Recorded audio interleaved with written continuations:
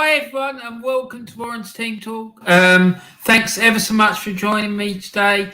And today I'm doing my match day live show. And today it's we're doing it on League One and also a bit of League Two as well. So that should be interesting.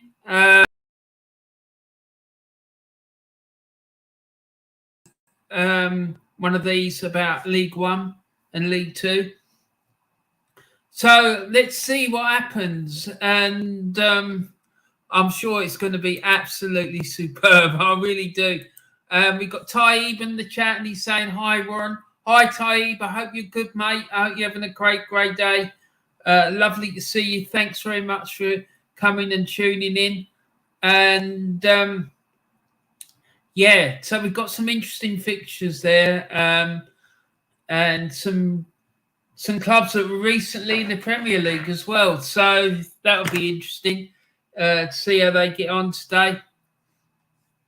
And so let's get on with the show and let's get on with it. Let's see what we've got on here for you today. Well, today with the YouTube channel of the week is a channel called The Upper Tier, and that is owned and presented by the man there in the picture, Niall. Niall's an absolute top man, a lovely guy, and his knowledge is off the scale about football. He really is. And he's got a few good podcasts on his channel. Excellent podcasts, I should say.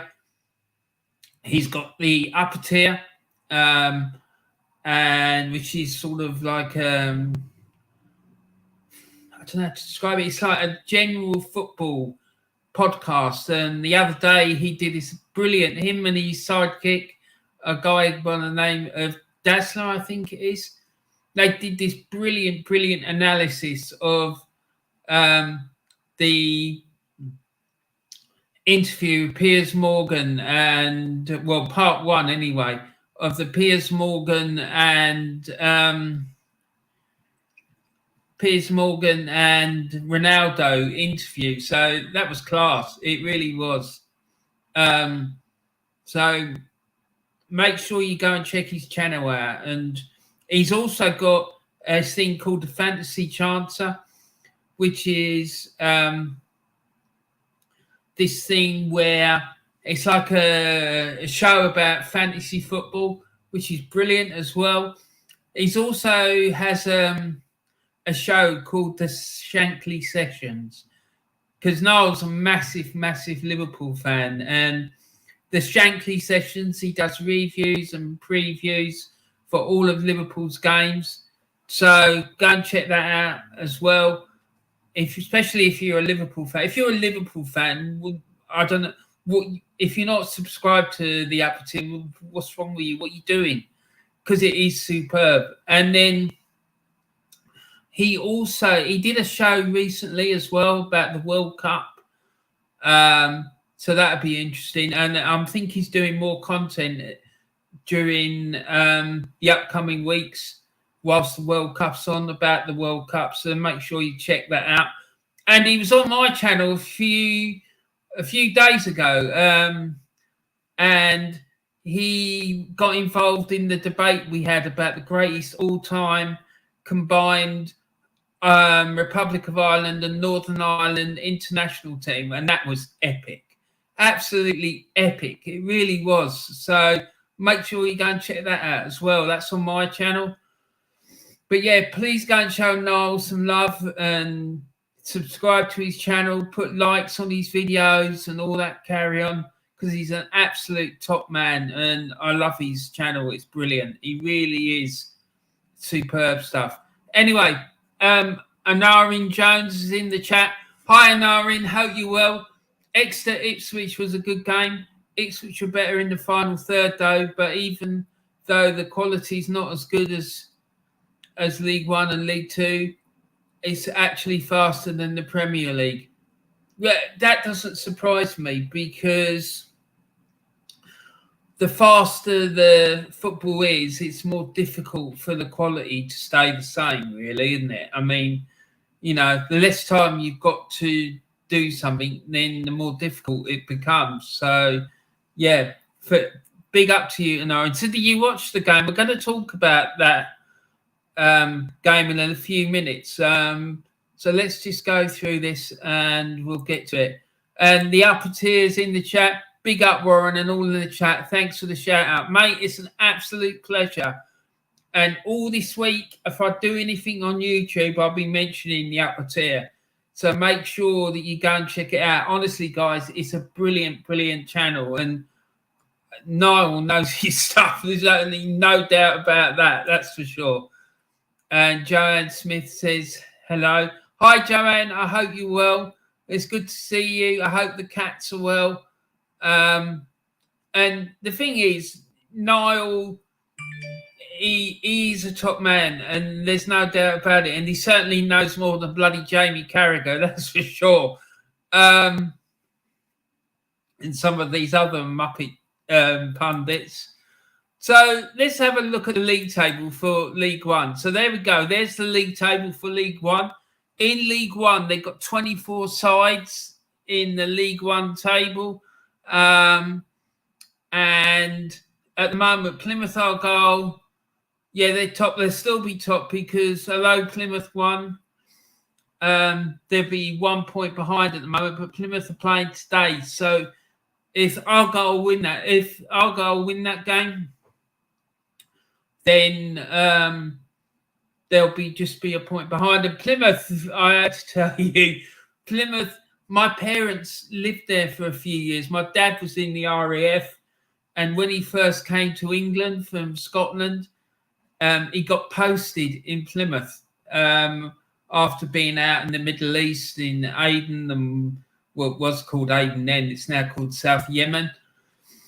And he got posted to Plymouth, and and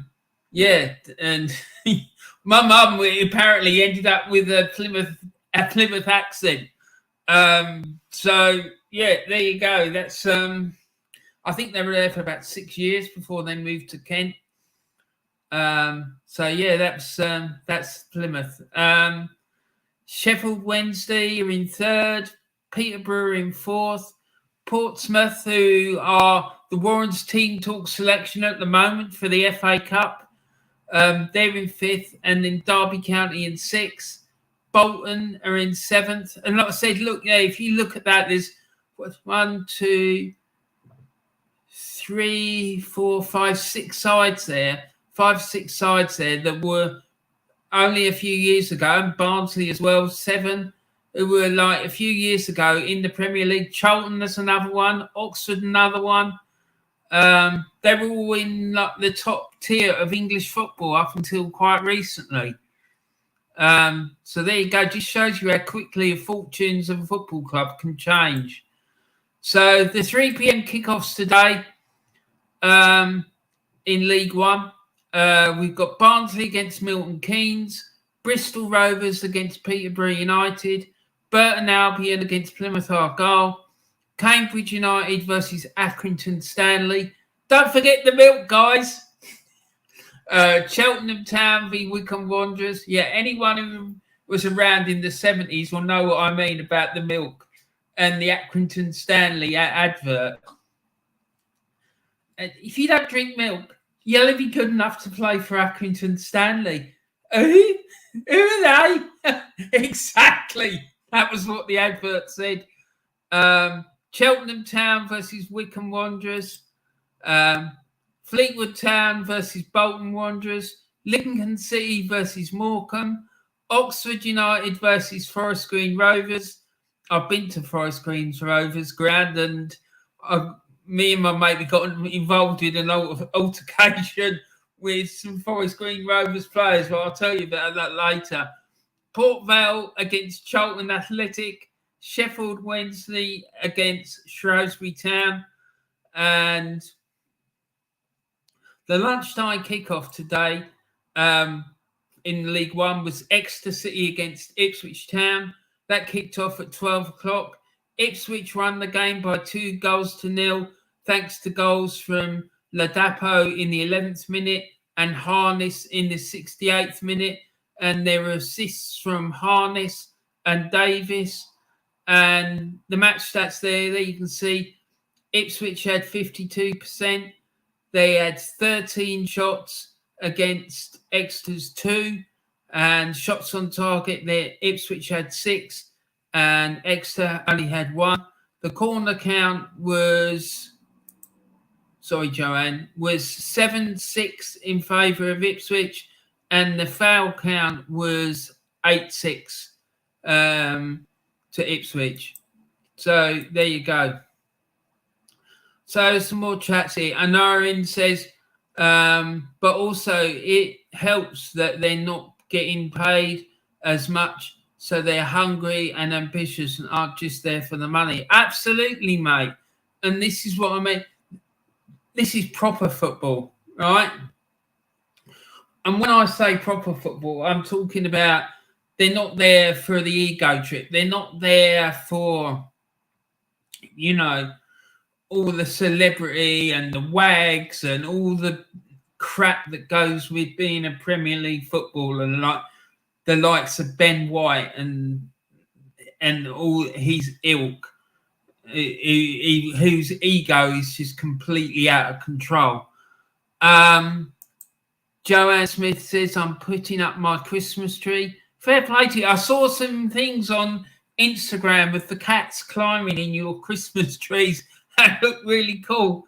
And Aaron says, it's mad to think the amount of big clubs in League One, Plymouth, Ipswich, Derby, Portsmouth, Bolton, Bristol Rovers. These are clubs that should be aiming to get to the Premier League.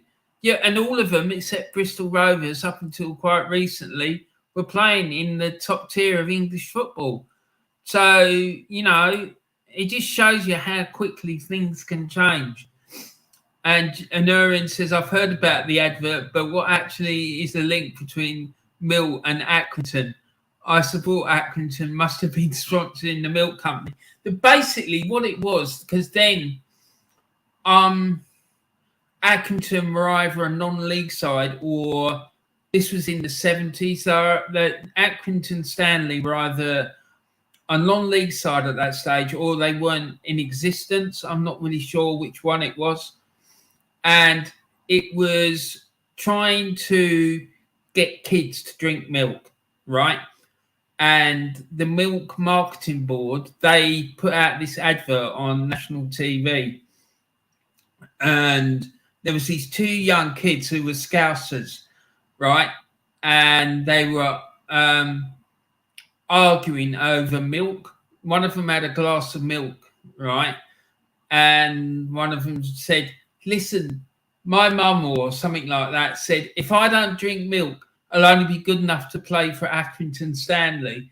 And the other kid said, who are they? And he said, yeah, exactly. Who are they? And so then they started fighting over a bottle of milk. So that was what that was all about. I think it was quite a clever advert. I really do.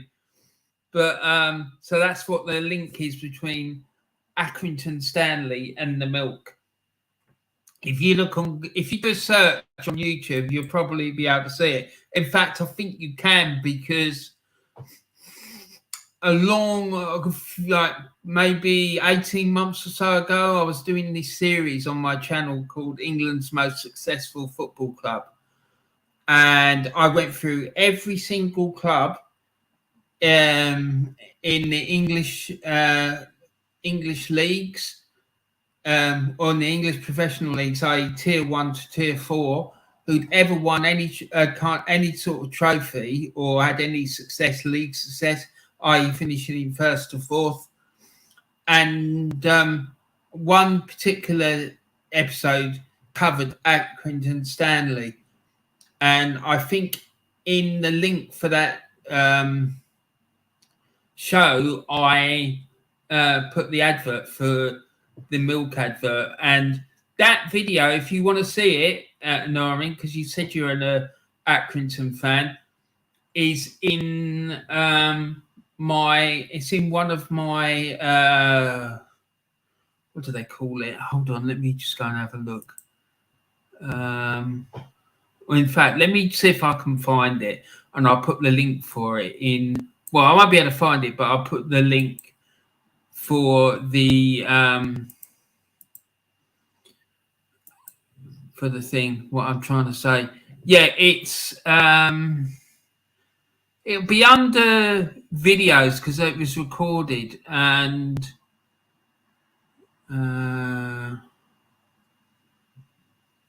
what it?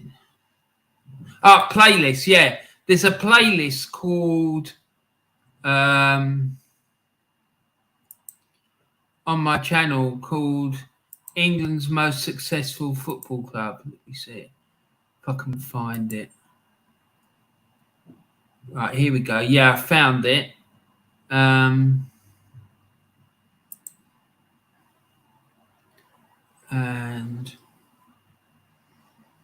I'm just going to put the link for it. There's about 40 odd videos in that playlist. Which one it's in, I really don't know, to be fair. But I'm going to just put it in the chat.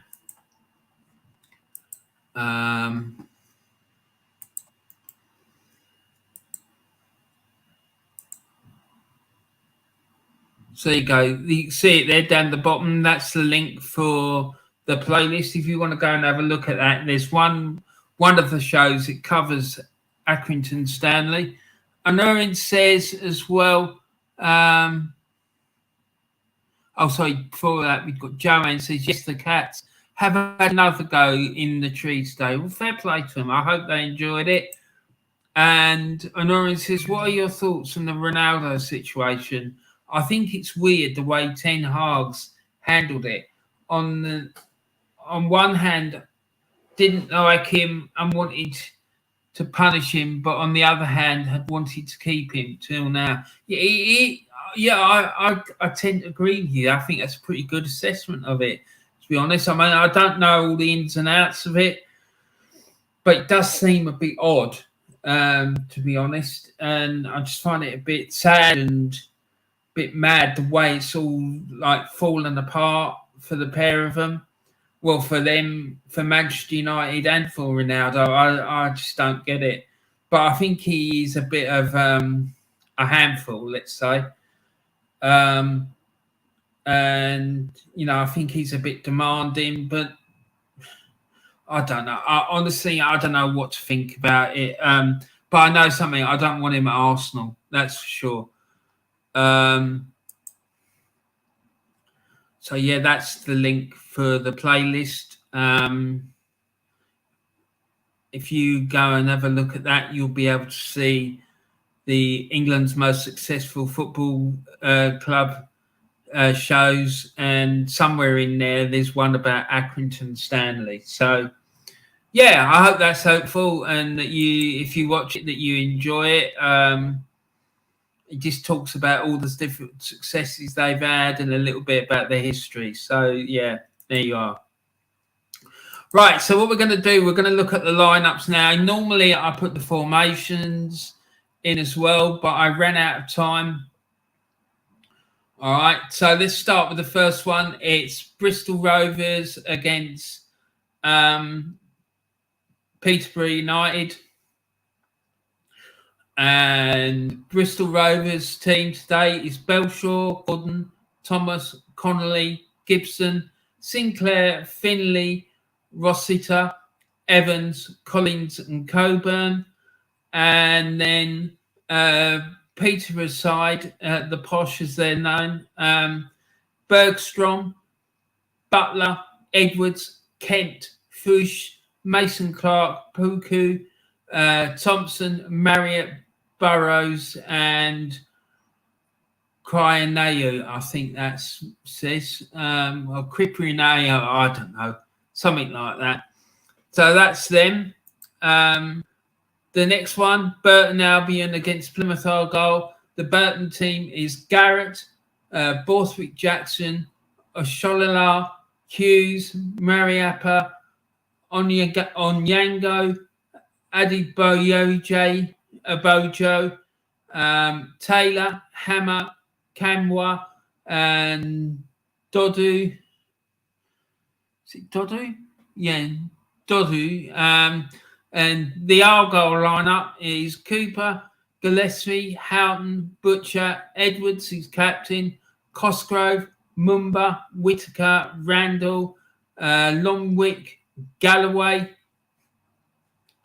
And then the next game is Cambridge United against Accrington Stanley. So the Cambridge United lineup is Mannion, Williams, Digby, Jones, Brophy, Ironside, Dunk, Lancaster, Okidina, Simper, and Knibbs. And the Accrington Stanley lineup is Savin, Clark, Hamilton, Coyle, Wally, Lay, Longello, Rogers, Connolly, who's captain, Thumb, and Fernandez.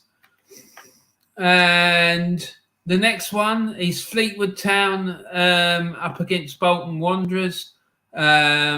Fleetwood, their lineup is Lynch, Andrew, Mendes Gomez, Vela, his captain, Morton, Warrington, Holgate, Nislar, Batty, Rodney, and Earl. And then Bolton Wanderers side is Trafford, Jones, Santos, his captain, Johnston, Charles, Morley, Offalion, Bradley, Kashunga, Thomason, and Beck. And the Sheffield Wednesday lineup today is Stockdale, Orfer, Iakawo, McGuinness, James, Mighton, Backinson, Deli Bashuru, Bannon, Windass, and Smith. And the Shrewsbury Town lineup is Morosi, Leahy is captain, Pennington, Moore, Winchester, Street, Bayliss, Dunkley, Sadie, Shipley, and Flanagan. And look at Shrewsbury's away kit. Look at the sleeve on that shirt. Gee, my God, where do these kit manufacturers get off? It's just that sleeve is shocking. It really is. But there you go. So let's see where we were. If we looked at, and James Dunlop's in the chat. He says, "Afternoon, Warren. I hope you're well, mate." Yeah, same to you, buddy. Thanks very much for tuning in. Today it's all about League One and League Two, mate. So I hope that's going to be interesting for you. Let's see what happens. I'm sure it'll be a good show. It all normally is. And Anurin says, "I don't know. Part of me thinks he could bag for Arsenal initially. There's still a world-class player in there. He just doesn't want to do it for United. But then it'd probably end up going a similar way to Albert." Mate, the thing is, I don't think Arteta could handle him. I really don't. If he couldn't handle Aubameyang, there's no way on earth he's going to handle Ronaldo, because Ronaldo's ego is fucking far outstrips Aubameyang's, that's for sure. And he couldn't handle Aubameyang. He can't handle anyone with any experience or who's achieved more in the game than what he has. His ego just can't take it. He can't. He's so arrogant and up his own arse. He just can't. That's why he likes signing kids, because like none of them have achieved anything in the game and they're not going to challenge him. So that's why. It'll never ever happen. He'll never ever come to Arsenal. James Dunlop watched the Ipswich game earlier. Job done for them in the end. Yeah, 2-0 win. It looks like it was fairly comfortable, to be honest. Taib says, "Hi, James." Taves and James says, hi, Taib. Joanne says, I have just Ivan Tony. I hear just, I don't understand the question. That are you asking me that he's in trouble and do I know what happened? Is that what it is? He's been done. The last I heard that had been done for breaking rules about betting. So that's all I know. But he's done it hundreds of times. He's broken rules about betting and stuff. So that's what that's all about. Oh, here we go. Taim says 2 owls were playing pool. One owl said 2 hits. The other owl said 2 hits to who? God. Oh my days. Mate, you're absolutely classic, Time. You really are. James Dunlop said, I said this to Steve Featley last night. Ronaldo is nothing but an arse. United need to get shut of him. I get certain points he's made, but the fact he's making it all about himself is really annoying. Yeah, and his ego is out of control, mate. And that's why I don't want him at Arsenal. I really don't. It's just I think his best years are behind him, and I just think if Arsenal signed him, I just think they'd be asking for trouble. I really do. I just think it'll end up being a massive battle of wills between him and Arteta. And I don't think that Arsenal would sign him either, because I just don't think that Arteta would be able to handle him. James Dunlop says, we all know how much of a brilliant player he has been over the years, but he acts like he's a massive Hollywood actor. As for Piers Morgan, I do not believe a word that clown says. 100%, mate. I completely agree with you about that. I can't stand either of them, to be fair. Manny says, at the risk of being a smart aleck, technically it would be 2 hits to whom? Well, yeah, but it's a joke, Manny. That's the whole point. I don't get that. Ty says, laugh out loud, Manny. Yeah, exactly. And Orin Jones, yes, exactly, can't handle big ego, so it probably wouldn't work. It definitely wouldn't work, mate, that's for sure. The reason he did it for Fergie, Ancelotti, Zidane, etc., is they can handle all egos, especially Fergie. Yeah, exactly. Fergie knew how to handle them. Arteta doesn't know how to, and he doesn't want to, because it means he'll have to do some work. That's the problem. He just can't. He can't do it. Anyone with like a bit of attitude or confidence, he can't handle them. That's why he got rid of Guendouzi. It had nothing to do with disciplinary issues. He just didn't want to deal with him because he knew he had an attitude. Ty said, did you hear about the crab that went to the gym? He pulled a muscle. Exactly, mate. He did a good job there, that's for sure. Afternoon, so I got the joke, but I was just being pedantic in an attempt to pull Taib's leg. Right, okay. Yeah, I'm sorry, mate, but I just don't get it. I really don't. But anyway, so let's get on with it. It's 2 minutes past 3. So the game started by the looks of it. Let's see if there is anywhere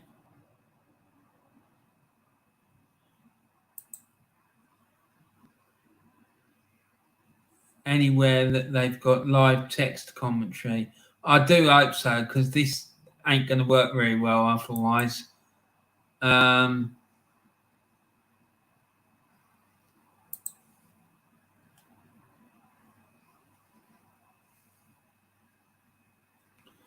Right, I'm just trying to find a live text commentary for these games, because otherwise I'm going to be struggling, to be quite frank.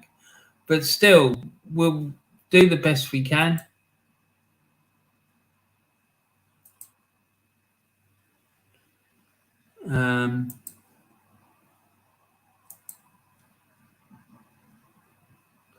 It looks like we may not have one, which is a bit grating, to be honest.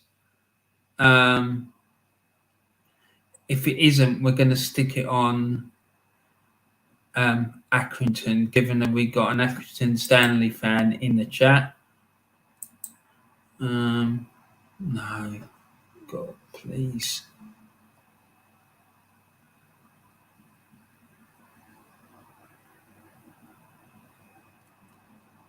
It doesn't look like there is, does it? Oh dear, oh Lord. Why? Why would they do that? It don't make sense.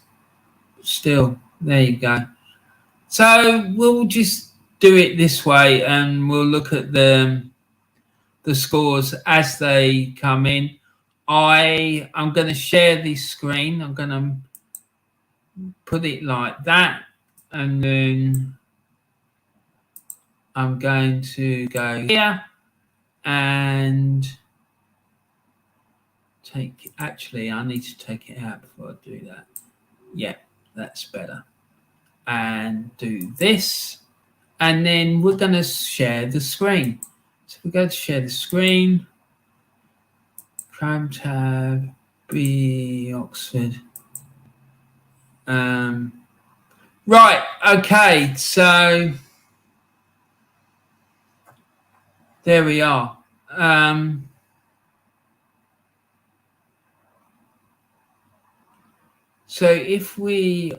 So Oxford,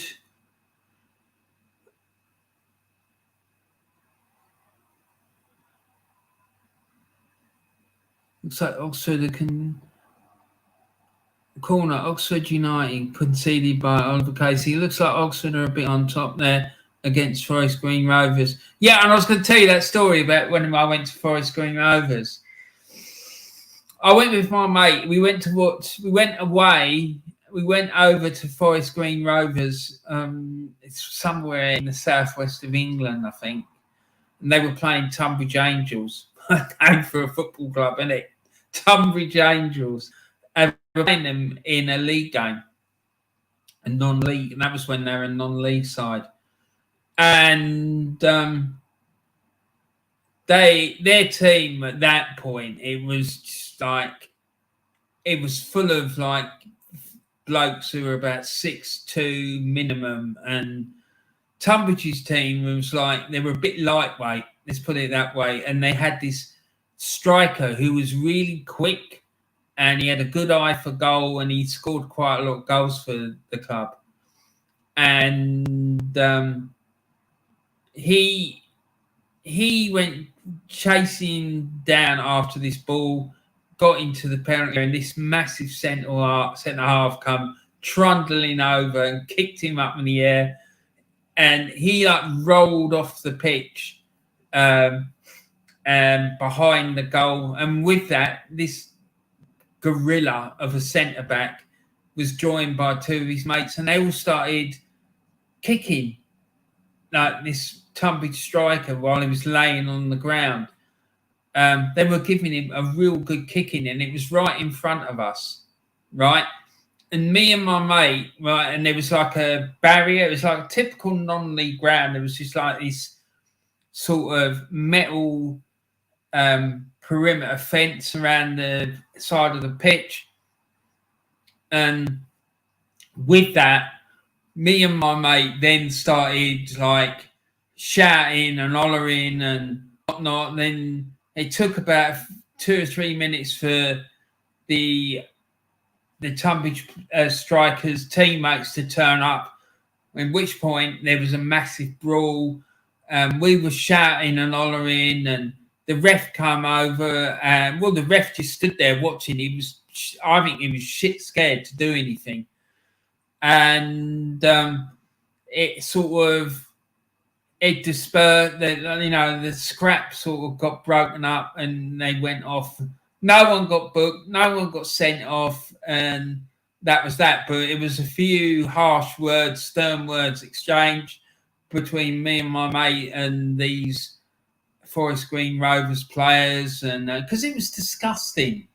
Like, they were really kicking the fella when he was laying on the ground and whatnot, and I thought it was bang out of order. And I still think it's bang out of order now. Do you know what I mean? Yeah, I mean, he'd broken through and he was almost clean through on goal, and this centre-back just kicked him right up in the air. The referee bottled it, and the Tunbridge team should have had a penalty, and the fella should have been sent off. And then with that, like I say, 3 of their teams started giving this guy a right good kicking.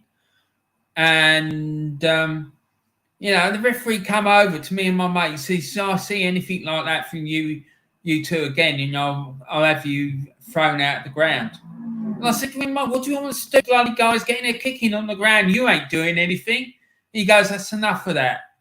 And fucking hell. The bloke was an absolute dickhead.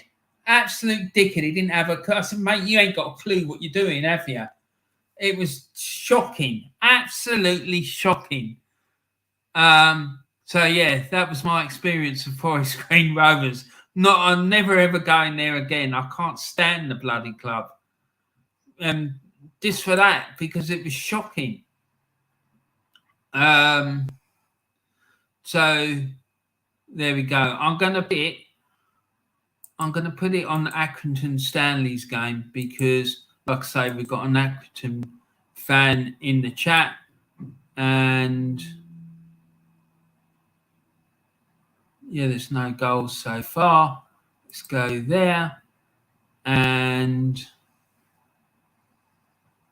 the live text. So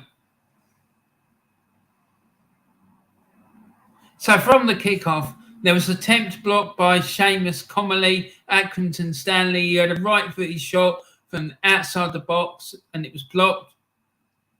There was a foul by James Brophy of Cambridge United. Seamus Connolly, Accrington Stanley, wins the free kick in the defensive half. Foul by Paul Digby of Cambridge United in the 3rd minute. Also in the 3rd minute, Sean Wallerley of Accrington Stanley wins a free kick in the attacking half. In the 4th minute, attempt blocked. Tommy Lee, Accrington Stanley, had a right-footed shot from outside the box, and that was blocked. Corner, Accrington won a corner, and that was conceded by James Brophy. Attempt miss. Ethan Hamilton of Accrington Stanley had a left-footed shot from outside the box and misses to the left, and that was assisted by Mitchell Buck following the corner. A corner again from Accrington Stanley, conceded by George Williams. James Brophy, Cambridge United, wins a free kick in the defensive half, and a foul by Rosaire Longello of Accrington Stanley, and then another foul by Lloyd Jones from Cambridge United in the 10th minute, and then Sean Wallerley of Accrington Stanley wins a free kick on the right wing. So yeah, it seems like it's a bit lively, and it sounds like it's been a bit physical, to be quite honest, by what I've been reading there. So yeah, let's see how that pans out. So what I'm going to do, I'm going to also get another window open so I can see the scores.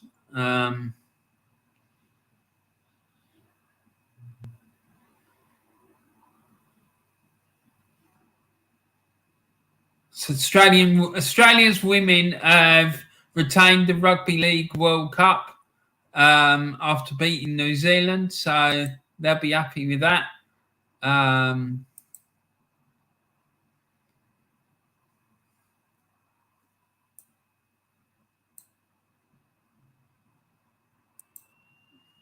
So, right, let's get back into these chats because there's a fair few of them here. I think it's.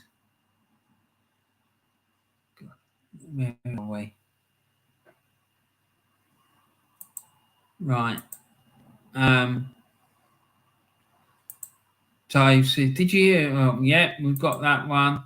And then. And Manny says, I think it's fair to say that Ronaldo said that when Ronaldo said that he hoped Arsenal would win the league and he liked Arteta, he was just taking the mickey. I've got no idea, mate. I don't know if he was taking the mickey or not. And to be honest, I couldn't give a shit. I'm really not interested, to be honest. As long as he doesn't come to Arsenal, I couldn't care less. The upper tier says, imagine Ronaldo at Arsenal, 15 goals, lift the Prem, B-class United fans would be steaming. They would. It would be, and I think he's just doing it to wind up the Manchester United. I don't think he's got any intention of coming to Arsenal at all. But I think it would be a major issue. I just cannot see him coming. Arteta would not be able to handle his ego. He wouldn't. He's just anyone with any sort of anything about him. He's had him out of the club. He just can't handle it. He can't. He's just anyone who's had a bigger career than him or has got a slight ego or he's got any sort of self-confidence. He outs them because he can't handle it. He can't. He doesn't know. He can't manage people. That's the problem. He's only interested in having youngsters in the team because he knows that he can manipulate them. That for me, that's it in a nutshell. Gnurin says Guendouzi was crap in his second season, to be fair, but yeah, I totally get what you're saying. I don't think Arteta is experienced enough where egos are concerned. Yeah, Anarin. And the thing is about Guendouzi, you look at he went to Marseille and he's got himself into the French squad, hasn't he? So I just say he goes to a club where they got proper coaching and he's managed properly, and look what happens. Do you know what I mean? So yeah, he's Arteta. His management skills are shit. Absolute dog shit. Taib says, Warren, if Madiak or whatever his name is signs for Arsenal, would that be a positive signing? Though I do rate him, I do prefer Musa Diaby. Mate, I'd prefer Arsenal to go and sign Muddy Waters. To be quite honest, I haven't got a bloody clue. I've never heard of the fella. I don't know nothing about him. I'm not sitting here with about 15 bloody different screens on the go, watching 8 different football matches all at once. So I don't know. I don't know anything about him. James says, even though I'm not that excited about the World Cup, I'm happy I can fully relax without watching Everton. Love that though. Only my local side, Tranmere, who are playing today where I am. Mate, why don't you go and watch Tranmere now and again? Like, you know, when Everton are playing away or something like that. I'm telling you, mate, you'll really, really enjoy it. And Aaron says, have you got Sky? If so, any chance you could do a Soccer Saturday watch along and listen to the commentary from there? Mate, I haven't. I haven't got Sky, unfortunately.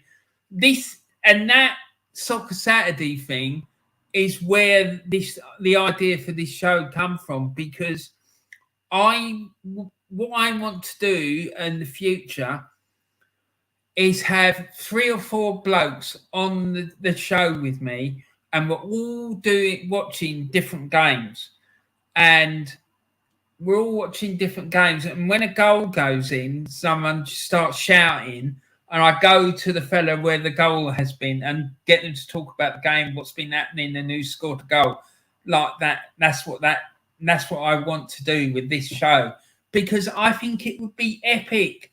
Would it be epic? But it's trying to get people to do it.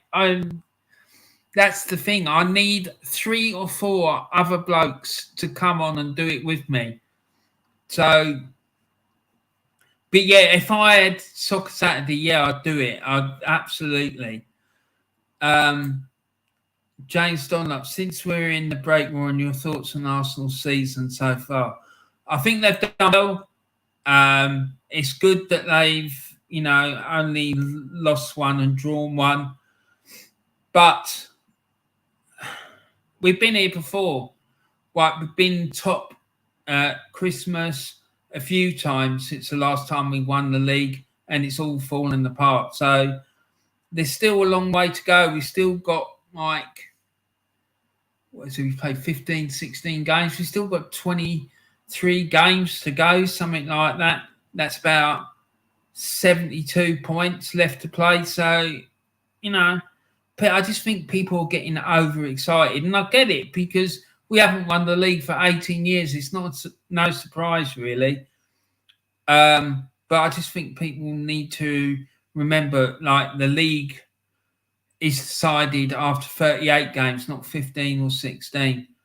Manny says, afternoon, mate. As an Everton fan, I wonder how you felt about seeing a few ex-Liverpool players playing for Tranmere over the years. Yeah. I don't get that, Manny, to be honest.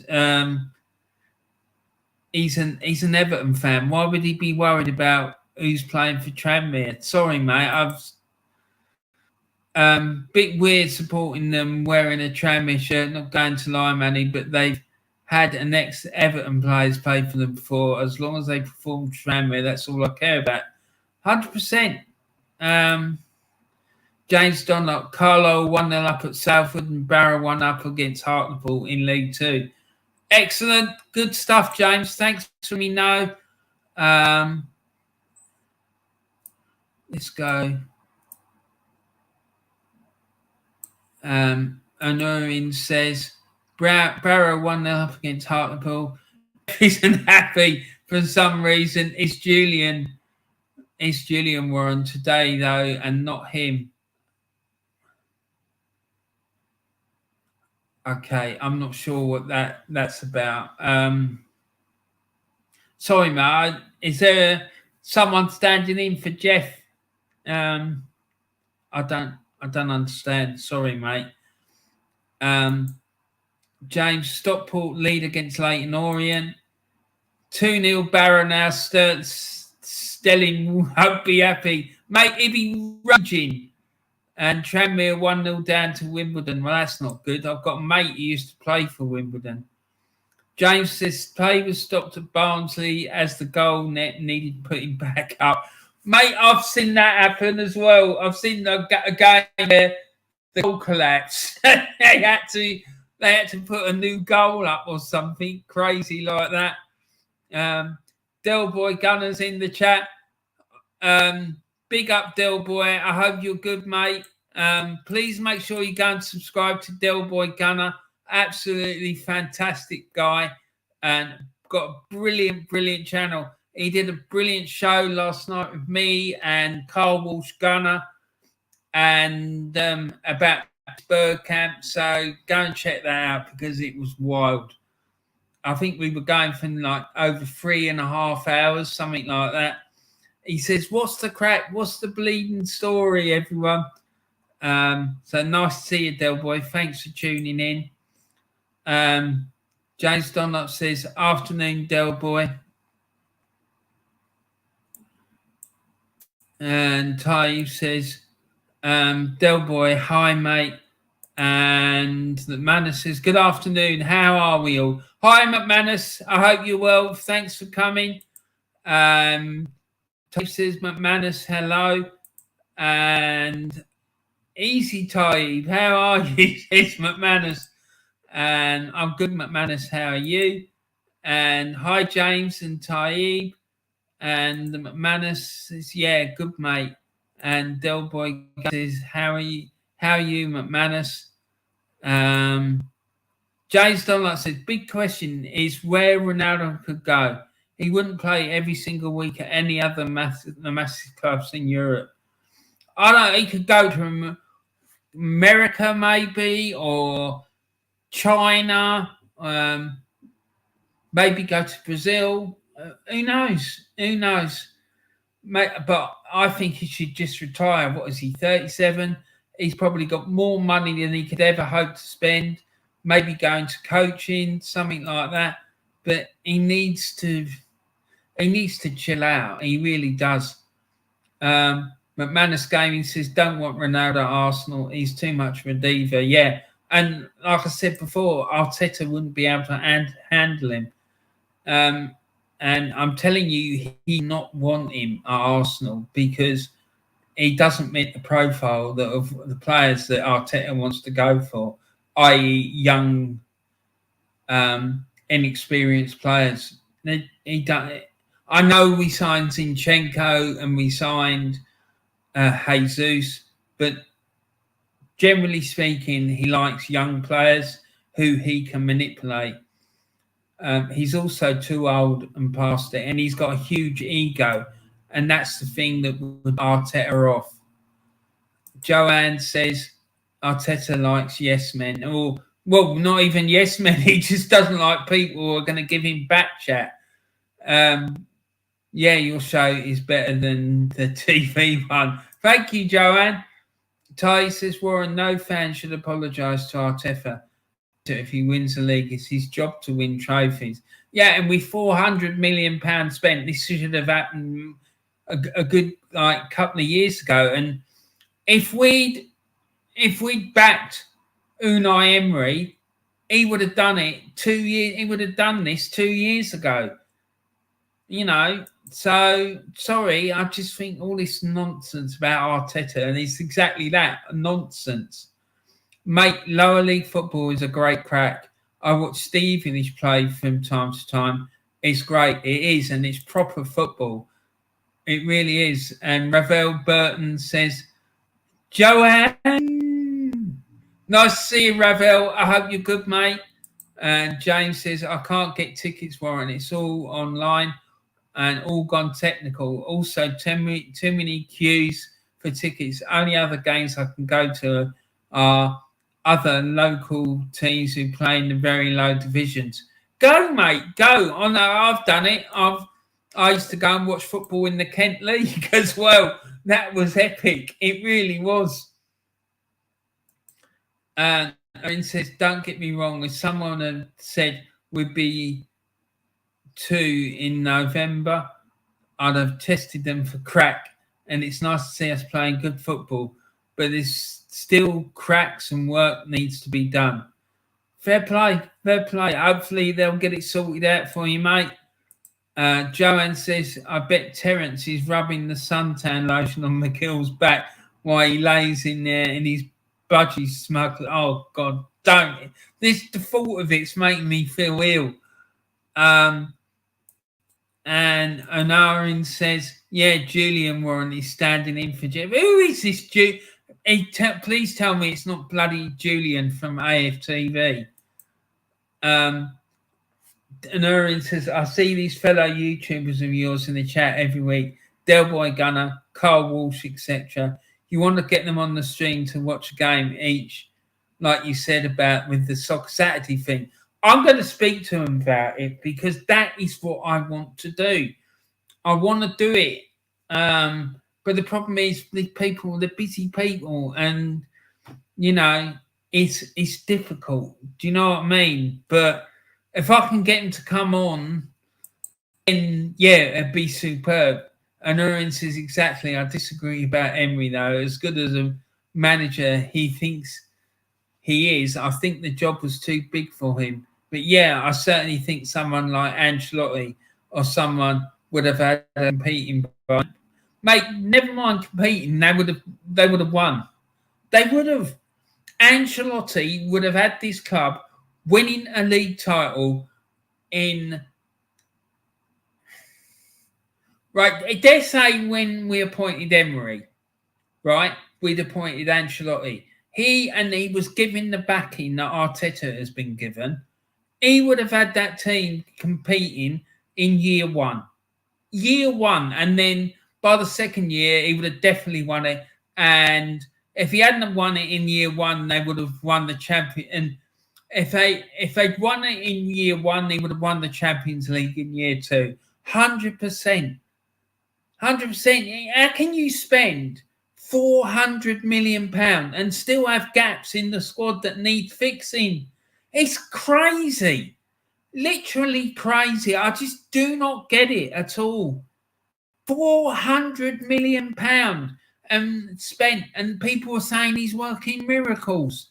Working miracles. Mate, if I'd had £400 million to spend and I was managing that club, I would have had them in a title race 2 years ago.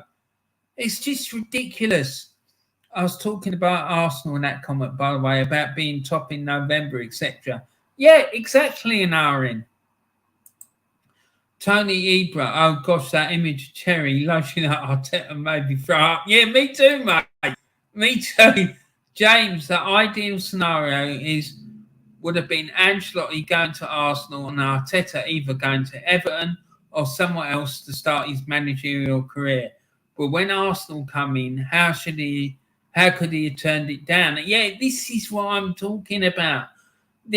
He should have gone to fucking Tranmere Rovers or bloody, I don't know, Stevenage Town or somewhere like that and done what every other manager does.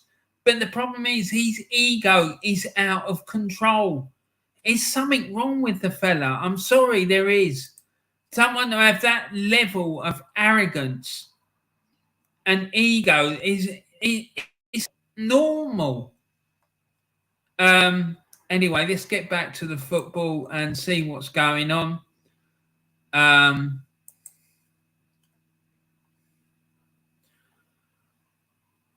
So there's been a goal, people. There's been a goal. Let's go through it.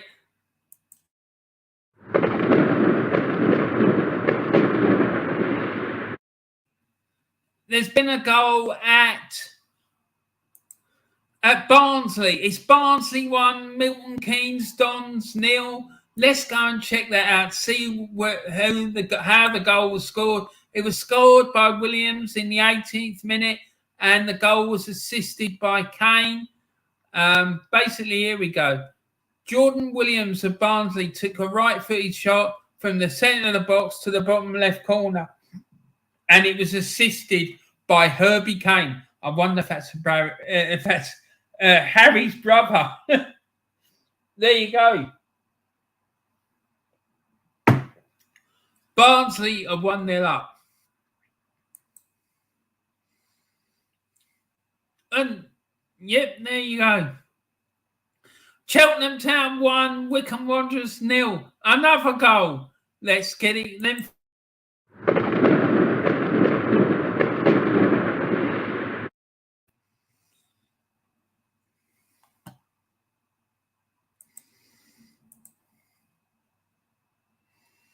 Oh, wrong one. Hold on, guys. Yeah, so Cheltenham Town 1. Cheltenham Town 1, Wycombe Wanderers 0. The goal was scored by May in the 26th minute, and it was assisted by Lundulu, and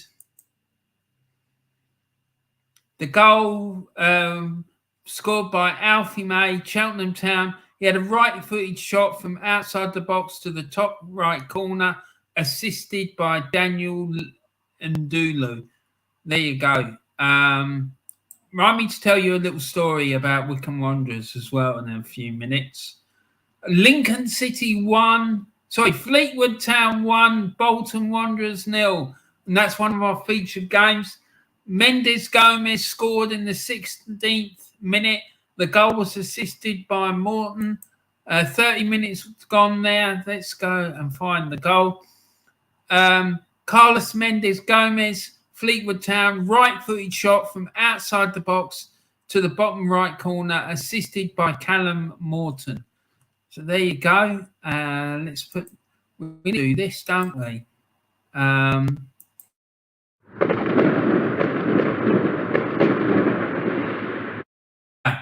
There you go. Whoops. That's not what I wanted to do. Let's go back.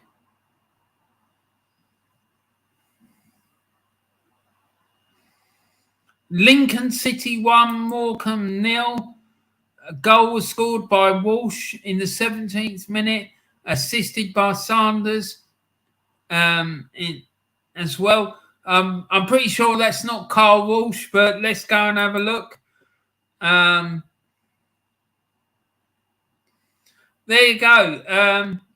And it says Carl Walsh, Lincoln City, went in the 10th from the centre of the box to the bottom left corner, assisted by Max Sanders following a set-piece situation. So there you go. There we have it. Carl Walsh, the big man from Wexford, gives Lincoln City the lead at home to Morecambe. Lincoln City 1, Morecambe 0. Big up Carl Walsh.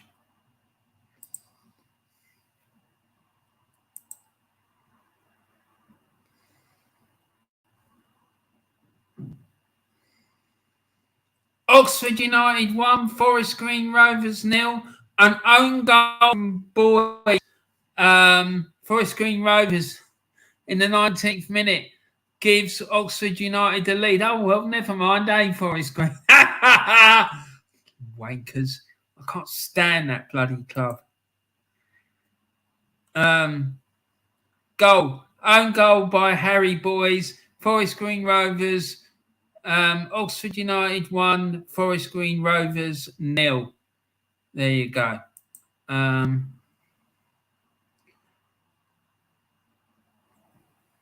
So there you go. Look at this. Look at some of these scores. Barrow 3, Hartlepool 0. Bradford City 0, Northampton Town 2. Colchester 0, Doncaster Rovers 0. Grimsby Town 0, Stevenage 0. Harrogate Town 2, Mansfield Town 0. Newport County 0, Gillingham 0. Salford City 0, Carlisle United 1. Been to Carlisle as well. That was an interesting trip. Stockport County 1, Leighton Orient 1. Sutton United 0, Rochdale 0.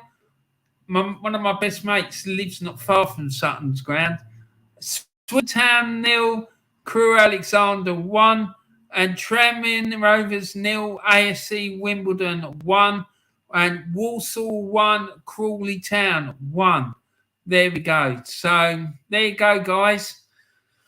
There's some international games today. The UAE are playing Kazakhstan.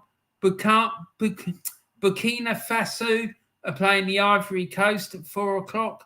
4:30, Albania are playing Armenia. Gibraltar are playing Andorra at 5. Kosovo are playing the Faroe Islands at 5. Turkey are playing the Czech Republic. And Sweden are playing Algeria at 7:30. That'd be an interesting game. I wouldn't mind seeing that. Sweden and Algeria. So there you go. That's us up to date. It's about half an hour gone there. So let's go and have a look in the chat. It looks like chat's building up again. And yeah, I just want to say something. Let me just get to where I was in the chat. Where are we?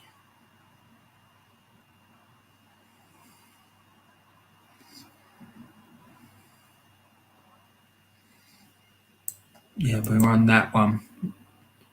James, you're 100% right, mate. To go to England's third most successful club with have no experience, I just think it's like criminal and bordering on negligent to appoint someone as with no managerial experience.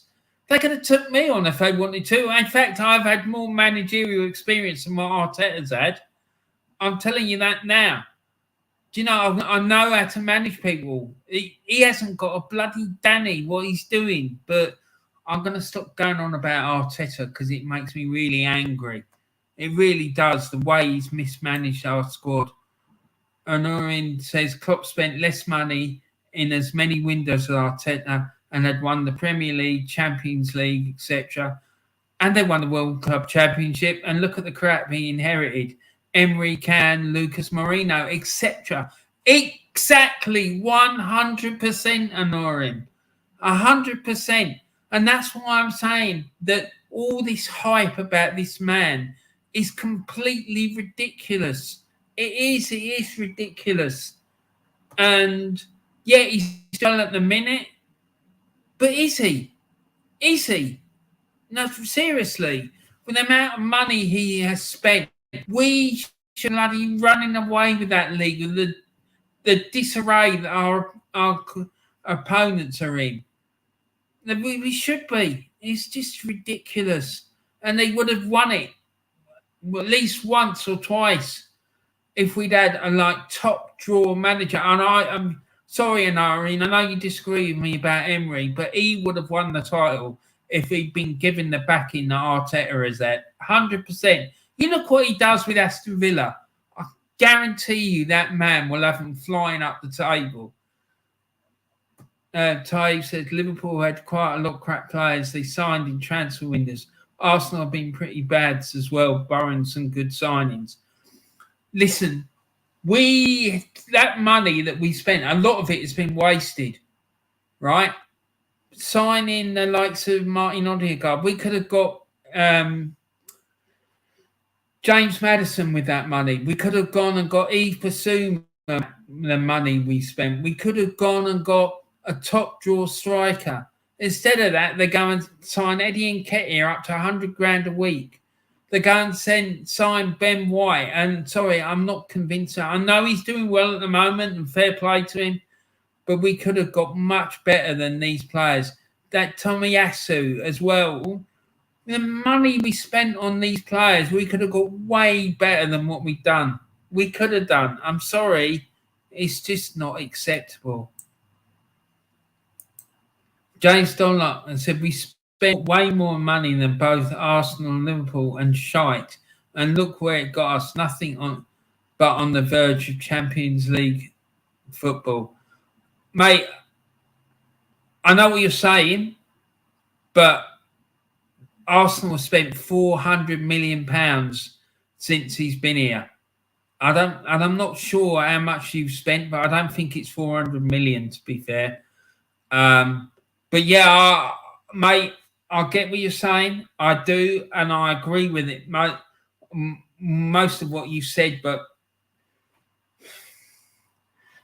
the problem that you've had is you've got shit owners. They're even worse than ours, and I think the owners at Arsenal have got a lot of responsibility. A lot of it is down to them because they were the ones that appointed Arteta. What were they doing? What were they thinking? And Arthur Aristides Flamengo. Fair play to you, mate. Yeah, Flamengo. I have to say my team in Brazil, I think, would probably be Corinthians. Quanto tá o jogo do Charlton? Mate, if that's Portuguese, I'm not sure. Unfortunately, I don't speak Portuguese, but thank you very, very much for your comment. If you can tell me in Spanish, I might be able to work it out because I speak a bit of Spanish, but I don't know, man. I don't understand what you're asking me or saying. Sorry, buddy. I'm going to say it in Spanish. Lo siento mucho, Arthur, pero no entiendo muy bien qué tú quieres decir. Tal vez tú puedes escribir tu mensaje en español y tal vez yo puedo entender, pero no puedo hablar en portugués. Pero no sé si la que tú has escrito es en portugués o no, pero no entiendo. Lo siento mucho, señor. Anurid says, it isn't just It isn't Julian from AFTV, by the way. Laugh out loud. He's quite tall and has dark hair. Maybe he's got a wig on. He's been there for years. He usually does soccer special in the week and stands in for Jeff whenever he's off. Okay, fair play, fair play. The thing is, I haven't watched Sky Sports for over 3 years now. Onurin says, what are your thoughts on DT being back on YouTube and his comments about AFT, mental health, etc.? It seems as though he's full of BS and claiming to be changed, just like a typical abuser does. 100%, mate. I agree with absolutely everything you said, buddy. 100%. I've got absolutely no interest in anything he says. I'm not interested. I'd give the fella any airtime or anything. So I really don't want to talk about him, to be fair. I'm not interested. I think the more airtime that he gets given, the more it's going to boost his ego and whatnot. I'm just not interested. In my opinion, the man's a lowlife. Jeff P. Arsenal had Arteta's job. Arsenal had Arteta's job title to manager in an attempt to give him authority, and then invented Project Youth to cover up Arteta's failings. 100%, mate. And that Project Youth thing, so that if it all came on top, he could say, well, it's going to take time. You need to give these players, they're all young players. They need time to develop. And that's what it's all about. It's delaying tactics. It's got nothing to do. It's just all PR, marketing bullshit. That's all it is. James Dunlop says, get in, Everton. Everton level against City's women's team in the WSL. There you go, buddy. Jeff, this week someone caught Ben White's ankle and he was rolling around for ages holding his face before he just got up. Embarrassing. Exactly. So if he's been whacked in the ankle, what's he doing holding his face? What a muppet. He's like, I can't stand him. I absolutely can't stand him. That thing when he just joined the club and he got agitated because the guy called him Ben rather than Benjamin, I just thought was real diva behaviour. And like when he turned around and said he doesn't watch football, he don't like it, I would have put him on the transfer list there and then, because it shows me he's got no ambition and he doesn't want to improve. So James Dunlop says it's around 700 million to be spent under the owner. You almost at the level with us. We spent just under 800 million or something. So you're probably like just a little lower than us. It's shocking. How can you spend that amount of money and not get success? It's ridiculous. It is. It's fucking crazy. It really is. It's madness. Anarin says, agreed, Arteta's wasted loads of money on crap players. And yeah, I think Emery's a good manager. I stood by him after the first season. However, the second season, he just totally lost the plot and had to go. Yeah, well, look, I'm not saying he shouldn't have gone. But the fact remains, he had all these players he wanted Arsenal signed and he didn't get any of them. In fact, I think the only player that he got that he wanted was Kieran Tierney. And look at him. I'm sorry. For me, Kieran Tierney is the second best left back in the world behind Andy Robertson. Scotland's left-hand side of that Scottish defence is peak. Peak! I can't think of a better left-hand sided defence anywhere on the planet than theirs. It's mad. Zach Football TV says, hi, Warren. Hi, Zach. How you doing, buddy? I hope you're good. Please, everyone, please go and subscribe to Zach's Football TV's YouTube channel. That's Delboy's son in the chat there. He's got a brilliant little YouTube channel. He done a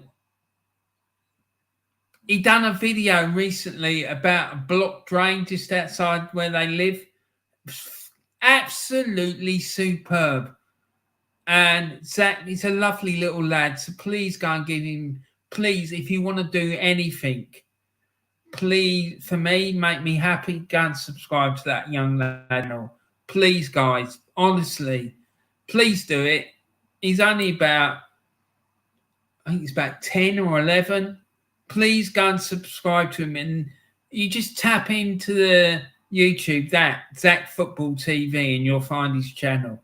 It's brilliant. And please, please, please, people. Tony Ibarra says, wow, we're on great Spanish, buddy. I learned a little bit more about you today. Fair play. Well, I used to have a partner who was Spanish speaker, so and I like the language, I really do. And Anurin says, as much as Robbie, and thank you for your comments, Tony, that's really kind of you. Anurin says, as much as Robbie hasn't covered himself in glory the last couple of years, I don't think he'd have known all those details. As for DT, he says he's got a missus. She's just bound to be next. Yeah, exactly. And that comment is spot on. He wouldn't have known. He couldn't have known. No one could. Do you know what I mean? Right, before we move on to the next, let me just get into the matches and see what's going on. So, look, Milton Keynes have scored. They've equalised at Barnsley.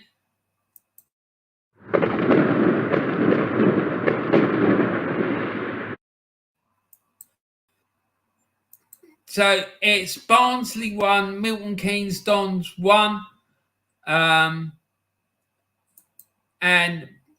Burton are 1-0 up against Plymouth. Before we do that, I should go back to the Milton Keynes Dons game and see who got their goal. Elsa got the goal in the 40th minute, and it was assisted by Barry. Mohamed Elsa from Milton Keynes Don had a right-footed shot from the centre of the box to the bottom left corner, and it was assisted by Louis Barry. So there you go. Milton Keynes are drawn level at Barnsley. It's 1 apiece. So let's get on with it, and let's go.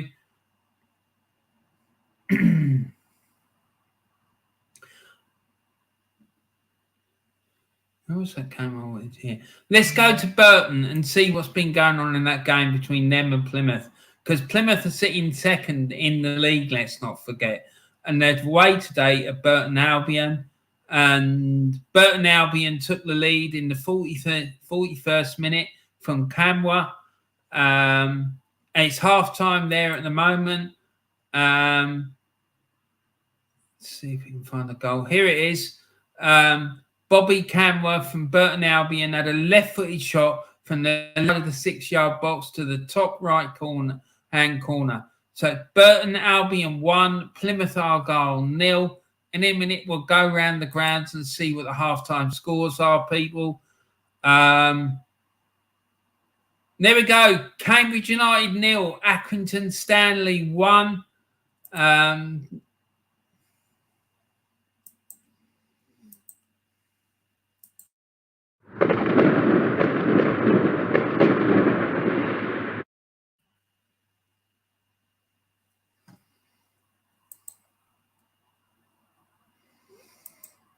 And that goal was scored by Rogers in the 2nd minute of added on time at the end of the first half. And that goal was assisted by Tharm. And let's see. So the goal, yeah. Harvey Rogers, Accrington Stanley, header from a difficult angle on the right to the bottom left corner, assisted by Doug Tharm.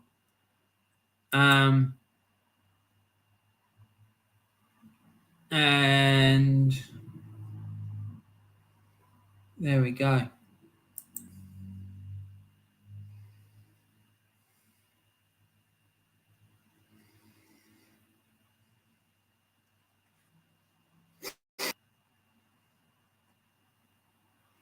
Right, so let me just briefly go through these chats, and then we'll go around the grounds and see what the scores are.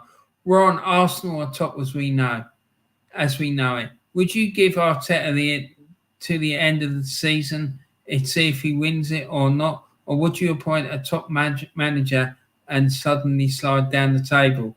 Right, there's two things. One, I don't think there's any guarantee that we would slide down the table, right? And I would give him till the end of the season just to see if he wins it or not. But if he doesn't win it, then I would definitely sack him, because £400 million spent and you cannot win a title. I'm sorry, it's not good enough. And I would sack him and all his backroom staff, because I'm sorry, there is a massive problem with the coaching at Arsenal. There is. How many of these players in that team have improved since he's been here? Most of them have gone backwards, in my opinion, or stayed the same level. None of them have kicked on, in my opinion. I don't see it. Maybe I don't know nothing. I'm just I don't know what I'm talking about. And like these people have. The only thing I would say in my defence is I do have problems seeing the games, because I have to watch it on an illegal stream, and it's constantly freezing, and it's difficult to get a proper view of a game with that keep happening. Jeff P says, do you remember Rivaldo's dive? I think from 2002, Ben White rolling around and I mean, it's just pathetic, isn't it? I mean, you know, if that was I don't know if that was a match or what it was that he did that, but it should be yellow carded. It's ridiculous. James Dunlop says, by the way, have you guys got any players that can score goals that aren't getting the game? And no, I do not want Nketiah laughing. No, mate, we've got a young lad. He's a striker. I think he's on loan at Middlesbrough, but he's not really cutting it, I don't think. But no, we ain't. That's the problem. We need a striker big time. But this is the problem, James. In my opinion, the standard of football, not just in England, but across the planet, is poor. It is. When I look back at when I was growing up at the football I saw in the mid-70s and the 80s and 90s and early 2000s, it's not good. It's not. I think the football is crap. It is. It's crap. It's nowhere near the level. If you took one of those teams that I'm talking about and put them into the Premier League now and gave them access to the diets and the training that the current sides have, they would absolutely piss the league. They'd walk it, because these players, they're not that good. They're not. Honorin says the only player he wanted and didn't get that I rate, though, is Fabinho. And glad we didn't sign Zaha. He's crap, but also he shouldn't have put his energy into getting Zaha. The defence was crap back then. Right, okay. So he wanted Maguire, right? And yeah, he hasn't performed at United, but just because he doesn't perform at one club doesn't mean to say he isn't going to another one. He didn't want Pepe, but he got given Pepe, right? He wanted Zaha, right? He wanted Fabinho and didn't get him either. He wasn't given any player that he wanted. On the other hand, this manager, everything he's asked for, he's got. I've got no doubt in my mind they had no intention of backing Arteta. backing Unai Emery. They only appointed Emery as a stopgap until they were ready to appoint Arteta, because I think they wanted him to have another year with Pep before they appointed him. That's what I think it was, and that's why they didn't back Emery. I don't get it. I really don't. Why would you go and appoint a manager with no proven track record whatsoever? He'd never managed before. And then you go and appoint him into a club, the third biggest club in this country. It's just fucking mad. It's mad.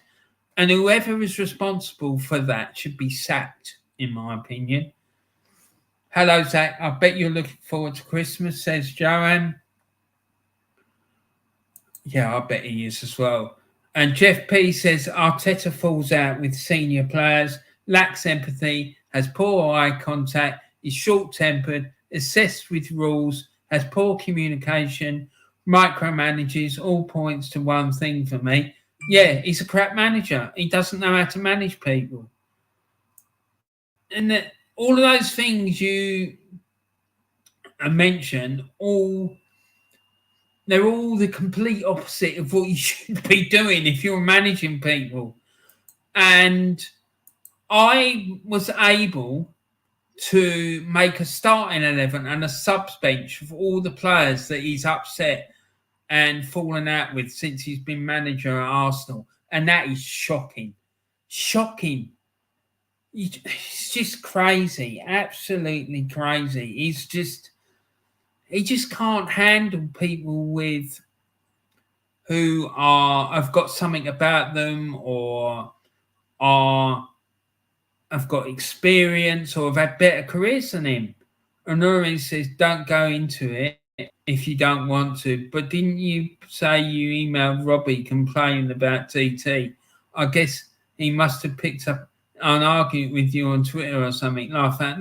No, I didn't. It was just because of his attitude. The reason I did it was because I found the way he was going in on Arsenal fans who didn't rate Arteta. I just found it a bit offensive because I just found it offensive. And to be honest, I can't really remember what I said in the email, but I found it offensive. So I wrote to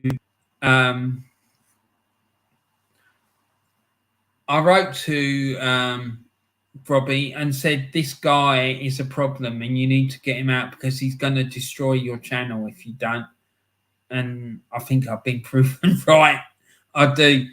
Zach Football TV says, thanks, Warren. Please hit the like button for Warren.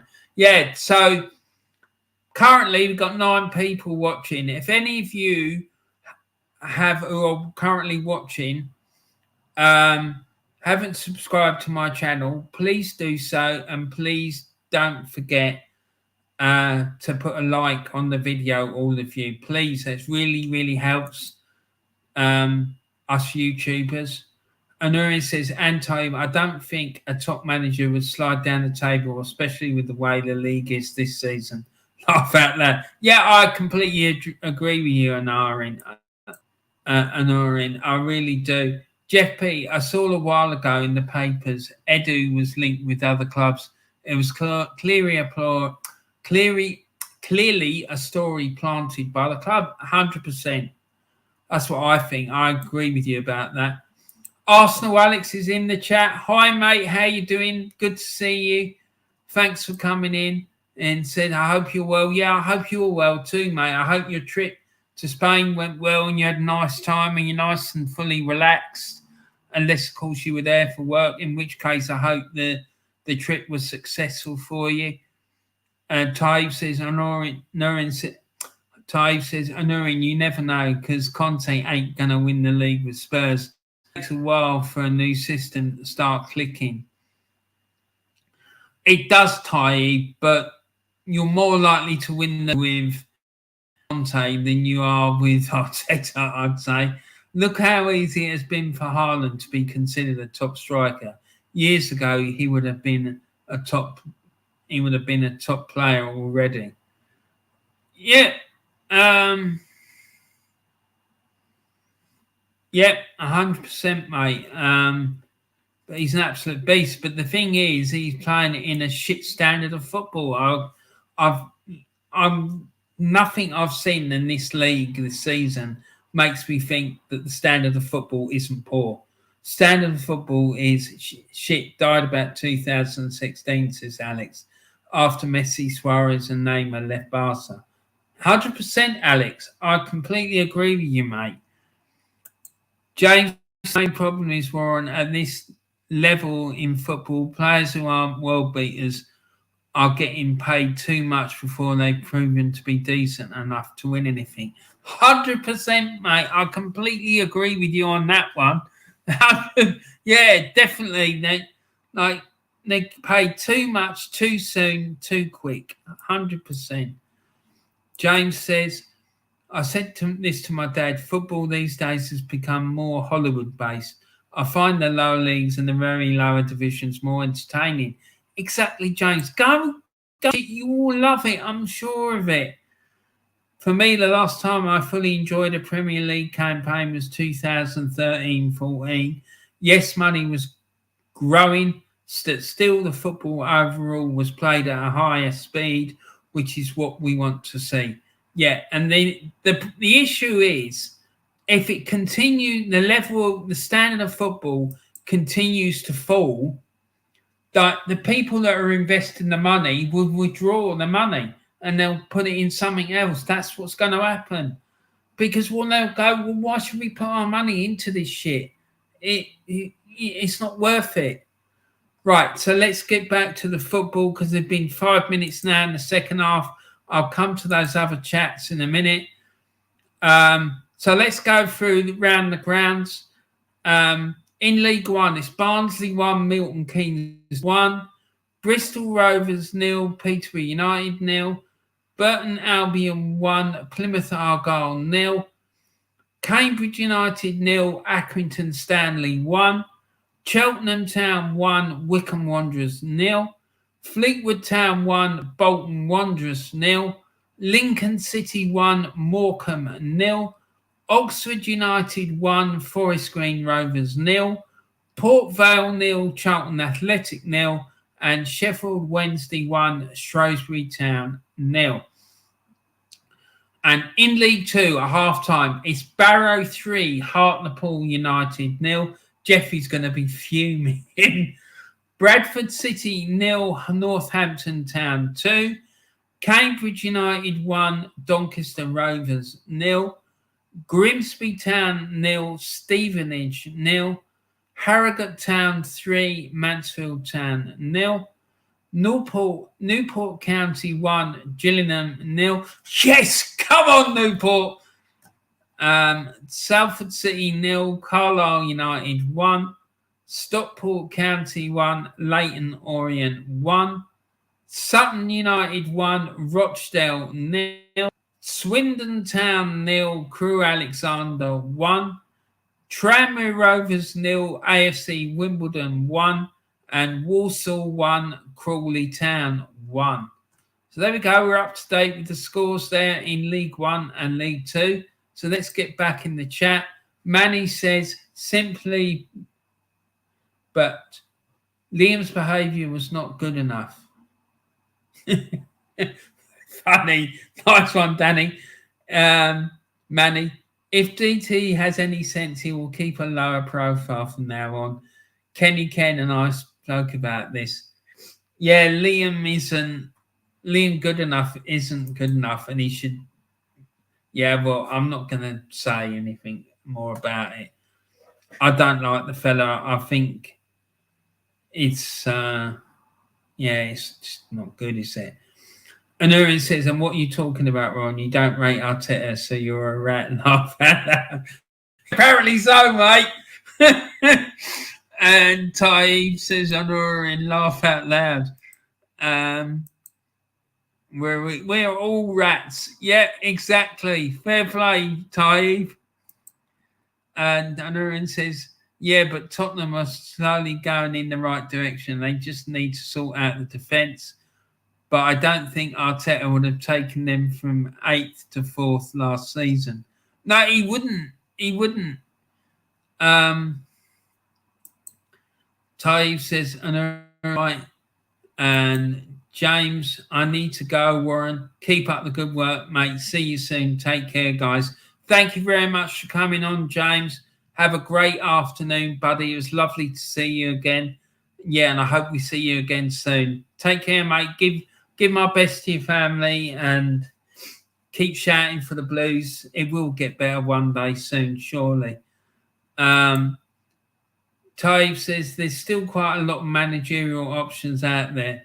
Maybe not on the level of Pep, but some that could keep Arsenal competing or maybe win the title as well. Yeah, 100%, mate. Definitely. Jeff P says, I think football has been American. It's more about entertainment than sport. At some point, European fans will stop watching. It is a capitalist system, so the money in it will go at some point. It will if it keeps deteriorating, that's for sure. Money, and what's wrong with being a rat? I'm sure we all loved watching Roland Rat when we were younger. Yeah, exactly, Manny. Yeah. That's Roland Rat would say. And Aaron says, the rats, we've got to get rid of the rats. We should have told DT to blow his pipe until he burst, laugh out loud. Exactly. I wouldn't mind seeing Pochettino at Arsenal, or any manager at least won't be a micromanager. Mate, I wouldn't take Pochettino at all. He's never won anything. He hasn't. What has he ever won? He's never won anything. So why would I want him? No, he's not good enough. I want Don Carlo. Don Carlo for me. He's the man. That's the one I want. Or Diego Simeone.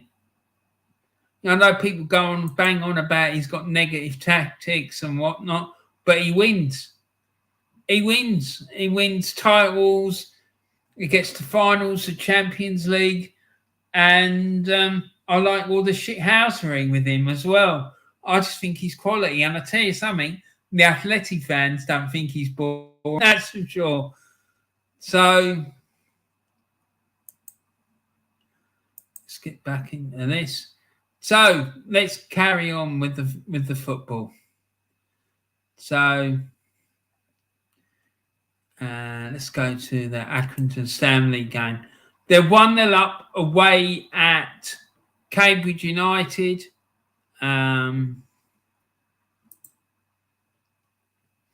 So the second half started. And it was Cambridge United 0, Accrington Stanley 1 at the beginning of the second half.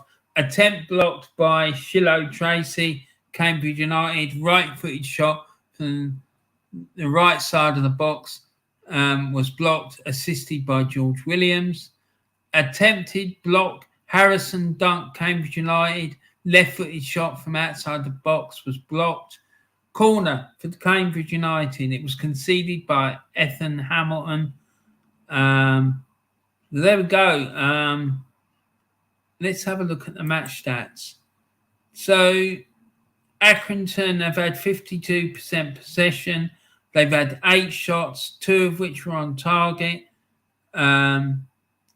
United have had 3 shots, none of which are on target. And Accrington have had foreigners, and Cambridge have had 1, and the foul count is 10-5 to Cambridge. So, wow, there you are. Yeah, and I was going to tell you a story about Wycombe Wanderers, wasn't I? Wycombe Wanderers, years and years ago, like I said to you earlier, my dad was in the RAF and he was stationed at one point, I think, in High Wycombe. And while he was there, he was playing for Wycombe Wanderers when they were a non-league side, way, way, way back. And he played in the FA Cup, but they got knocked out in the first round. He got injured, and he wasn't able to play. I think they got knocked out in the second round. That particular year that I'm talking about, don't ask me what year it was because I can't remember. He did tell me years ago. They got knocked out, and then in the third round they played a top tier side and lost narrowly. No, that's it. The team that knocked them out and then went on to play a top tier side, and he was gutted. I believe about that. You would be, wouldn't you? So let's get back into the chat. And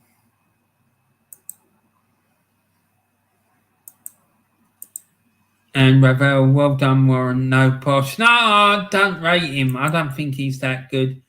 I think his tactics are fairly okay, but I just don't think he's good enough. Jeff P says Arsenal don't play good football under Arteta. It's often dire. And yet, this is what I was saying last night on Del Boy's channel. I'm sorry, but the football under Arteta is dreadful. It reminds me of the fag end of George Graham's era when we were like, the football was shocking. And it's like that now. Yeah, we're winning, but it's not sustainable. That level of performance isn't sustainable. At some point, you're gonna come unstuck. It happened against Southampton, and it will happen against other sides as well. And we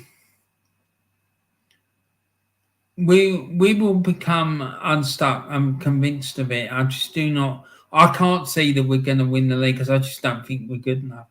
Ravel says, Jeff, what are you talking about?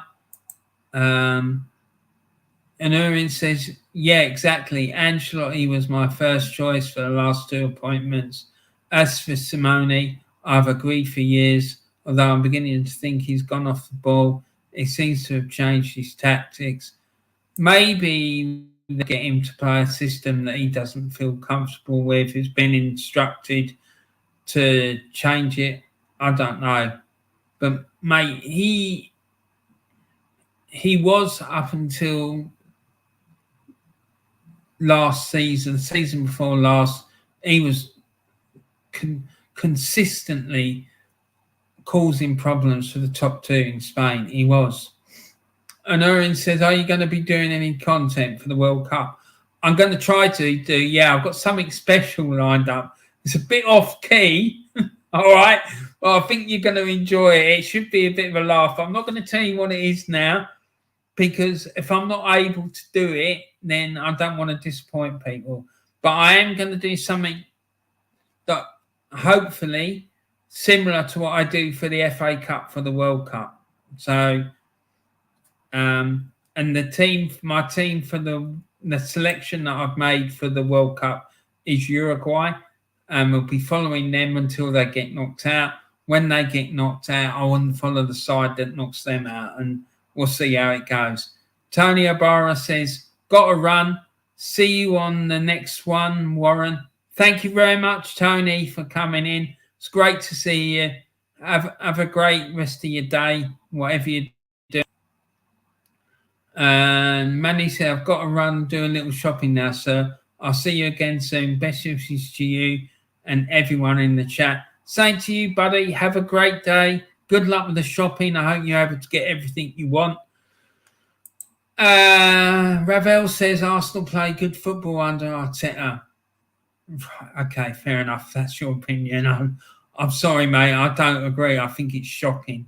Against the big teams, you can clearly see, but against the teams that sit back, it will be hard to see.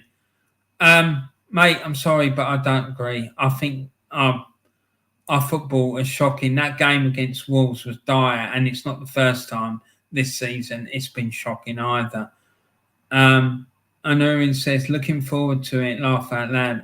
As only he seems to be going more attacking, which doesn't seem to be working. Yeah, I don't understand. Maybe he's just he doesn't feel comfortable with it. Maybe he hasn't got the players to play that system. I don't know. I don't watch Athletic. I don't know what the story is.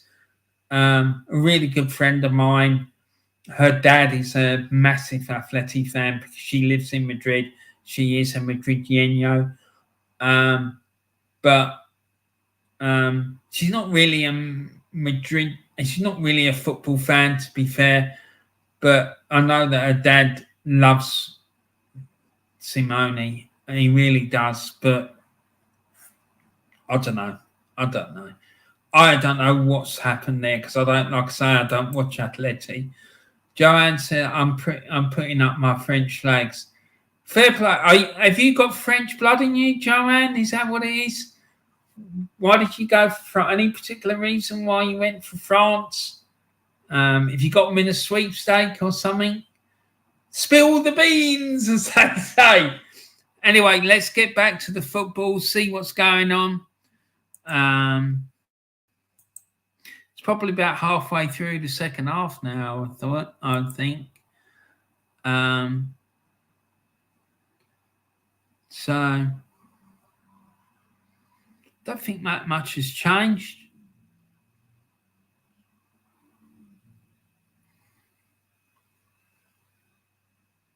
Northampton have got another one by the looks of it. Let's have a look. I think they've just scored a third one.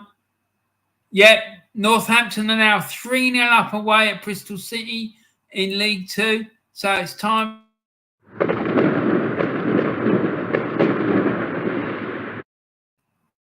Let's go and see how that goal went in at Bradford.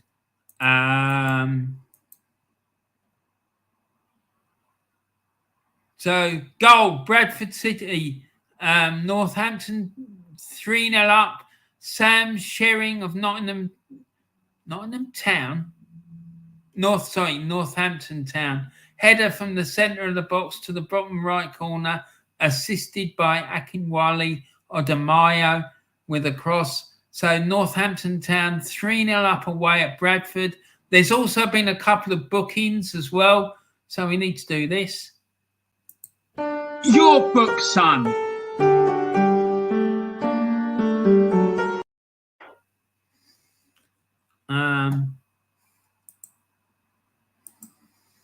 So that was for Matthew Platt of Bradford, who was shown a yellow card for a bad foul.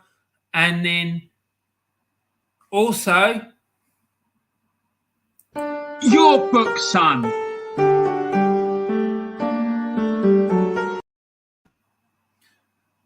Also, Shane McWilliams of Northampton Town was shown a yellow card.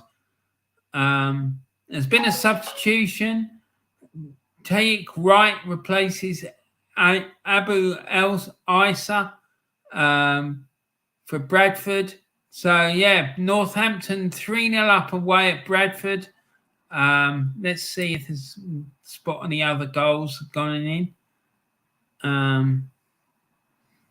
Between 57 and 62 minutes gone in all these games.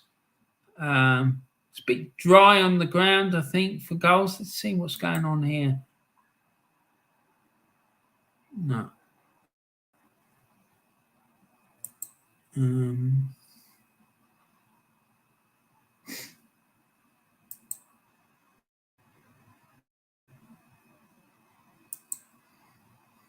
Let's go. And Barnsley have got a goal. So let's do.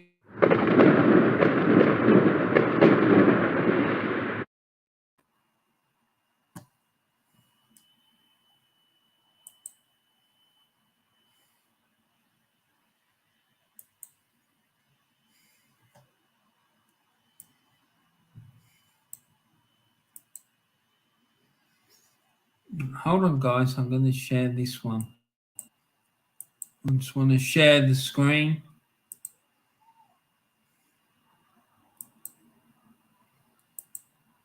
So it's Barnsley 2, Milton Keynes Dons 1. Phillips has put Barnsley 2-1 up in the 50th minute. The goal was assisted by Cadden. So let's see if we can go and find out about that. Barnsley 2, MK Dons 1. Adam Phillips of Barnsley. Header from the centre of the box to the bottom left corner. Assisted by Nicky Cadden with a cross. So Barnsley 2, Milton Keynes Dons 1. Also in this game, just a couple of minutes ago, Liam Kitchen of Barnsley was shown a yellow card for a bad foul. So let's do this. Your book, son.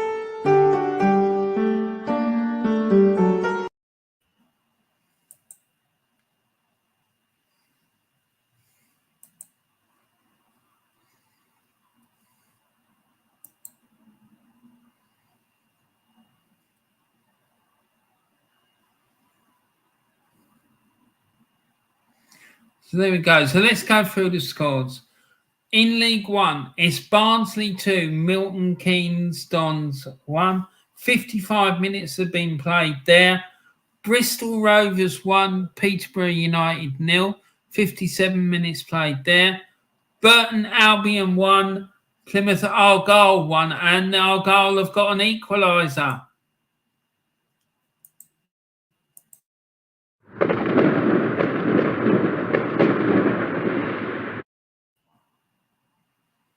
So let's go and see what happened with that one.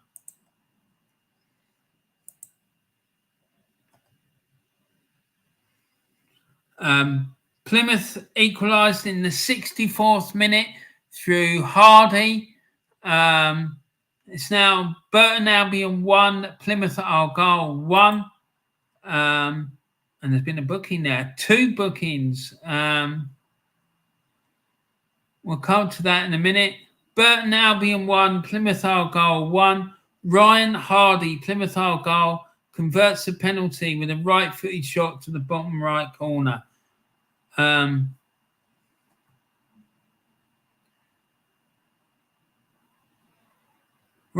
okay, so what happened was there was a penalty. It was conceded by Thomas Hammer, of Burton Albion after a foul in the area. Plymouth Argyle, Noel Ennis draws the foul in the penalty area.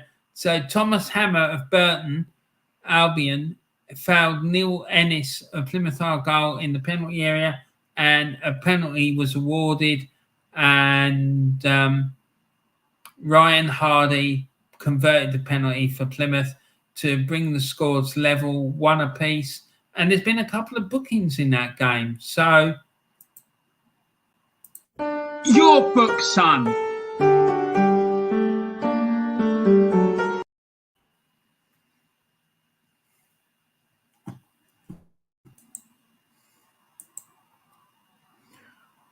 Tyler Onayango of Burton Albion was shown a yellow card for a bad foul. And then also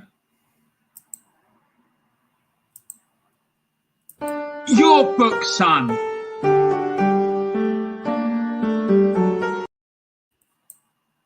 Thomas Hammer from Burton Albion was shown a yellow card foul as well. So 2 bookings there in the space of a minute in that game. And it stands Burton Albion 1, Plymouth Argyle 1. 68 minutes gone there. So Plymouth looking to win this game so they can cement their place at the top of the table. But let's see if they can get the win that they desperately want. Lincoln City are now 2-0 up at home to Morecambe. Goal was scored by House in the 67th minute. to make it Lincoln City 2, Morecambe 0. Let's see how that goal went in. Ben House from Lincoln with a right-footed shot from the centre of the box to the centre of the goal. Lincoln City 2, Morecambe 0. There you go. So let's quickly go to the chat. See the chat, because it looks like it's been quite busy. And Orion says we have played better football this season, to be fair. It's been good football in a lot of games rather than the usual slow and lethargic. But yeah, still, it's nothing special. Yeah, it was up until, I think I'd agree with you, up until about a month, 5 weeks ago. And then it started to deteriorate. And since then, we've really struggled. The only game where we've looked decent, in my opinion, was that game where we beat, was it Forest 5-0 at home? The rest of the time, for me, recently, it's been dire. Absolutely shocking. Joanne Smith says, my love for France stems back to the amount of French players we had at Arsenal. Oh, okay. That makes sense. Yeah, we had a few, didn't we? Joanne Smith says, love France. Fair play. Ravel Anurin, really? I like that your book thing. Is that voice you? It sounds like you laugh out loud. Yeah, it is, because all those videos, I made them in PowerPoint. So yeah, they're all mine. I made them all. I'm thinking about doing a VAR one as well, but it's whether or not I get to see whether there's been a VAR check or not.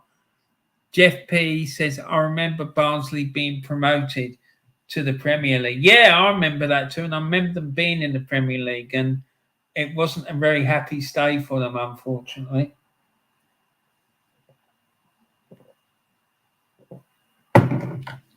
And they were one of the victims of back years and years ago when there was all those dodgy dealings and shenanigans that got Arsenal promoted to the first division when we finished 5th and ended up getting promoted above Spurs and a couple of other sides. They're one of the ones that we jumped over to get promoted. So I wouldn't be at all surprised if their fans dislike us, to be honest. Jeff P says, your book, son, fantastic. Basically what happened, and Jez talks about this and he does it brilliantly on his channel, was the league was I think after the end of the First World War, and they decided to increase the size of the first division by a couple of teams. And what they did was they decided to have a vote on who got promoted. And somehow or another, Arsenal managed to seal the deal by greasing a few palms or whatever. But yeah, something definitely very dodgy happened, and there was allegations of a lot of dodgy deals and arm twisting and all sorts of shenanigans. But the less said about that, the better, probably. Jeff says, your book, son, fantastic. Thank you, Jeff. Yeah, I enjoyed making those. It was funny. Ravel Burton, yes, Man City are still on another level to us. The way they move the ball about, that's sure. I agree with you, buddy. Jeff P, Man City are clearly better than Arsenal under Arteta, but then numerous teams are. Arsenal's football is Arteta's football is not great. Yet the thing is, it reminds me of David Moyes, and Arteta played under David Moyes when he was at Everton. So it doesn't surprise me. Maybe that's where he gets it from. I really don't know, but it's not good, that's for sure. It's not the sort of football I want to be watching. That's definitely. At the end of the stream, when you read out the results, you should try and do your best impression of the guy who reads out the scores on Soccer Saturday. Mate, I don't know what this guy does or how he says it. The way that I like to do out the scores at the end is to do it in the style that it used to be on Grandstand on BBC One back in the day. It would go something like, let me just read some of these out and I'll give you a few, like 2 or 3 of them, and it'll give you an idea of what I'm talking about. And it used to go, Barnsley 2, Milton Keynes Dons 1, Bristol Rovers 1, Peterborough United 0, Burton Albion 1, Plymouth Argyle 2. And then when there was a draw, he'd go, Oxford United 1, Forest Green Rovers 1. Then that's how it would go. So I don't know if that's the way the guy does it or not, but yeah, that's the way I generally go and do it. So let's get back into this and see what's going on. And Plymouth have got another goal. There's been a goal at Burton.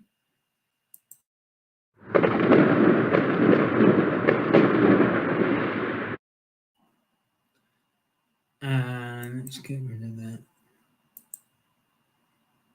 Yeah, and it's now Burton Albion, Plymouth Argyle 2. 76 minutes gone now. We're in the last knockings of the game. And it's Burton Albion 1, Plymouth Argyle 2. Mumba scored in the 73rd minute, assisted by Ennis and Bally Mumba. Plymouth Argyle left-footed shot from the left side of the box to the top right corner, assisted by Niall Ennis with a through ball. There we are. Plymouth 2-1 up now, and they'll be pleased about that. There's 3 substitutions now in that game. And they're all Burton Albion and bringing on 3 substitutes. Joe Powell replaces Joseph Dodu. Sam Winnell replaces Bobby Camwa. And Mustafa Carriol replaces Tyler Onyango. There you go, 3 substitutions. Wow. So let's go back and see what else is going on.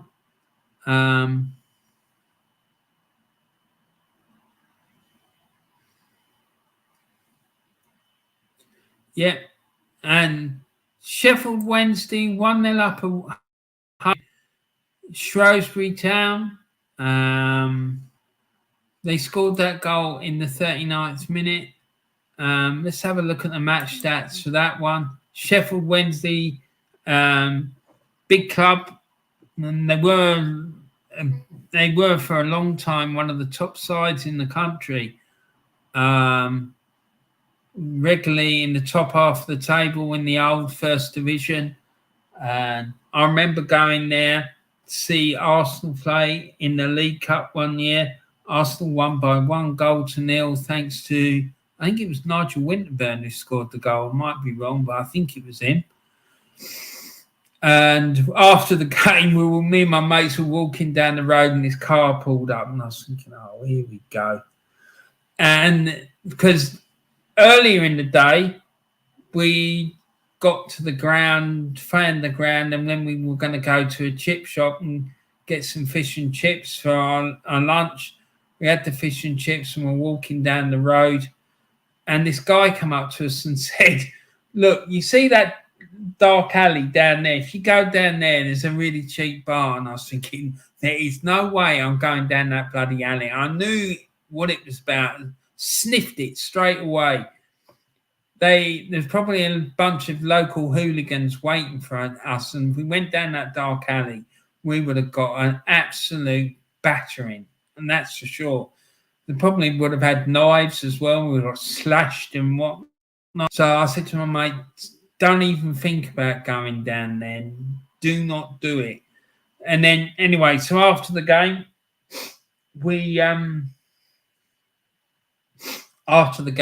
this car pulled up, and this fella ran the window down, goes, excuse me, lads, what was the score? I said to him, Arsenal won 1-0. And he's like, yes, because he was a Sheffield United fan. So thank God for that, because I thought we were going to have another confrontation. And needless to say, I was quite happy when we got out of Sheffield and we were on our way home. So, yeah, Sheffield Wednesday 1-0 up against Shrewsbury Town. Sheffield Wednesday have had 59% possession. They've had 12 shots, 3 on target. Shrewsbury have had 4 shots, 1 on target. The corner count is 7-0 to Sheffield Wednesday, and the foul count is 9-7 to Shrewsbury. So there you go. Wednesday 1-0 up at home to Shrewsbury. About 13 minutes left to play there. Let's see what else has been going on.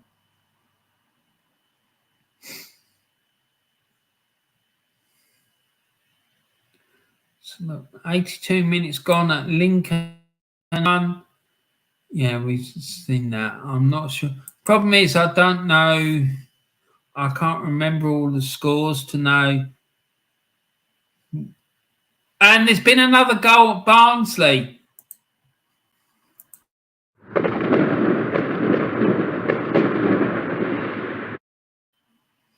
Barnsley now 3-1 up at home to Milton Keynes Dons. So 68 minutes gone there. Sorry, 70 minutes gone now. It's Barnsley 3, Milton Keynes Dons 1. Kane got the goal in the 68th minute. And no, it's not Harry Kane. And a goal. Barnsley took a right-footed shot from outside the box to the bottom left corner, and that was assisted by Jordan Williams. And there's been 2 substitutions. Milton Keynes Dons, Dara Burns replaces Louis Barry, and Dawson Devoy replaces Josh McAcaran. I'm not sure how you say that. But there you go. So both Milton Keynes Dons have made 2 substitutions. So I dare say that they're attacking substitutions because they're probably trying to get themselves back in the game. So it's Barnsley 3, Milton Keynes Dons 1.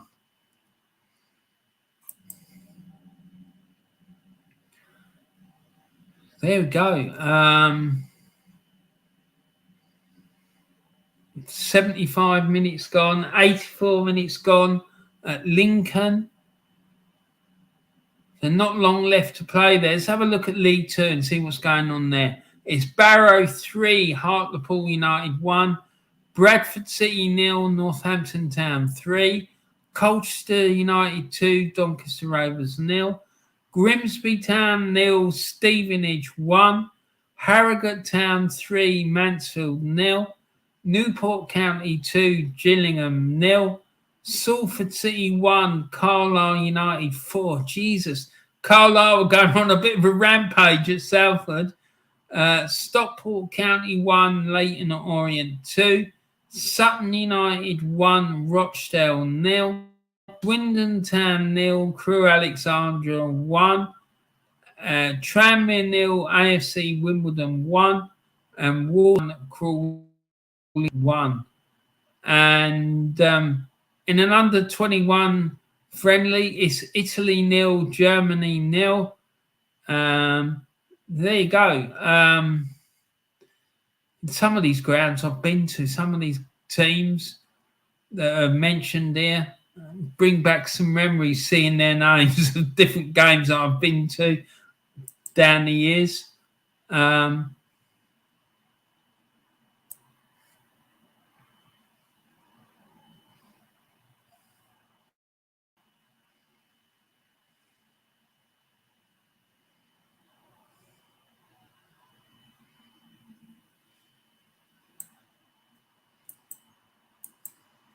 Right, I'm just trying to see where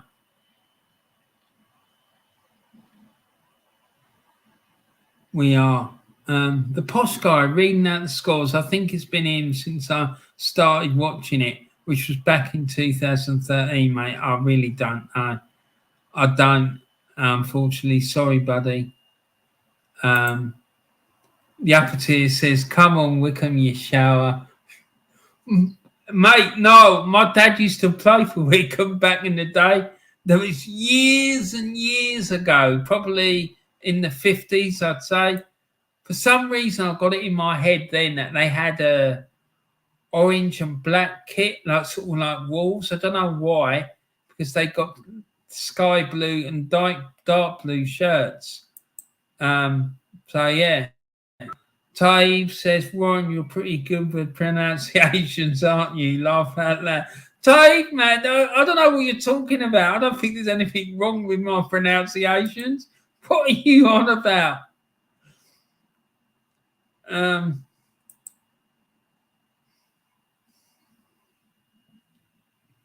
Yeah, but you're a funny guy, Taib. You really are. You make me laugh. And that's what I rate that. I think you're a top fella, mate. I love it when you're in my chat because I always know there's going to be a lot of laughing involved. So, yeah, Grimsby. I want to tell you a story about Grimsby as well. Me and my mate went to watch Southend United play Grimsby Town one Friday night because Southend had this habit of playing on a Friday night back in the day. Why? I don't know. Maybe it was because they were quite close to London and there's a lot of clubs from London in the Football League. And so maybe they thought if they played their home games on a Friday, it would make it easier for them to get a bigger crowd. But anyway, so we were walking down the road. We been to the chip shop, get our fish and chips and whatnot. And there was a carload of Grimsby fans, right? And all of them, except the driver, were absolutely wasted, drunk, right? One of them leant out of the window, and he had this massive cardboard cutout fish, right? Because Grimsby is famous for the fishing industry. He leant out the window with this fish and goes, "Yeah, lads, we're all from Grimsby," like this. And then they wound the window up and he sped off up the road. I just thought it was hilarious. The fact they had this huge cutout fish and the fella's leaning out the window with this fish and going, "Yeah, we're all from Grimsby." It was classic. Absolutely hilarious. So now, what's your connection with Wycombe, mate? And Jeff P says it's interesting how League Two clubs get relegated to the National League and don't come back up these days. The gap between those divisions seems to have shrunk. It's probably because there isn't that much difference between the leagues. So if you have a bad season in League Two, you're going to struggle when you go in the National League. So it's probably got something to do with it. But I don't know. What do I know? I'm just some nutter sitting on YouTube, reading out the scores off the internet. Oh, look at this. Oh, this is music to my eyes. Newport County 2, Gillingham 0. Oh dear, couldn't happen to a nicer club. Newport County 2, Gillingham 0. Oh, I love it. My cup runneth over. 2 goals for Newport County. For Carson in the 43rd minute, the 56th minute. 7 minutes to go there. And Gillingham looked dead and buried. Can't say I'm disappointed, but still, there you go. Fair play to Newport County. As you probably know, I don't particularly like Newport County. And Stockport County are playing at home to Leyton Orient. Our friend Dan, he comes in the chat quite regular. He's a massive Stockport County fan, and I suspect he's probably at the game, and he's probably absolutely seething. They're losing 2-1 at home to Leyton Orient. So it's Stockport County 1, Leyton Orient 2 in that one. So yeah, Stockport won't be very happy, and neither will be Dan, bless him.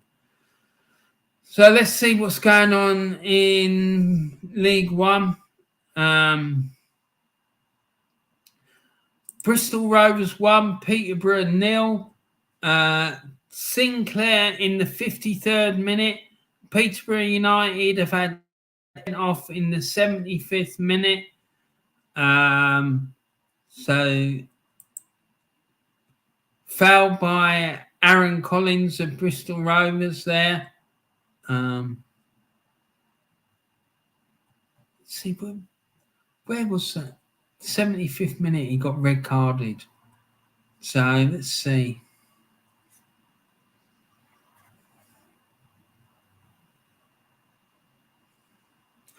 Dismissal.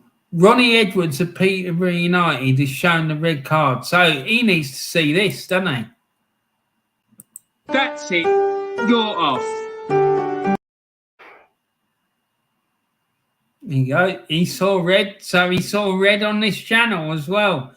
So can't be having that behaviour. We can't. We're not having it. We're not having it, people.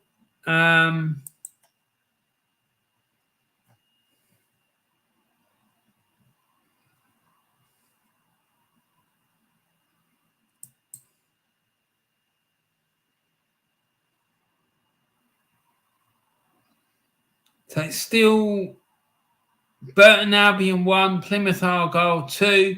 We're in the first minute of added on time at the end of the game there. However, at Barnsley, there's only 78 minutes been played, so they're a fair bit behind.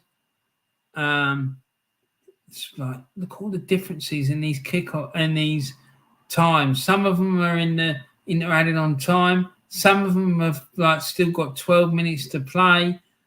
It's crazy. Lincoln City, look, 90 plus 3. It's a bit crazy, really. Still, there you go. The delights of lower league football, I guess. That Burkina Faso are 2-1 up at home to the Ivory Coast. Let's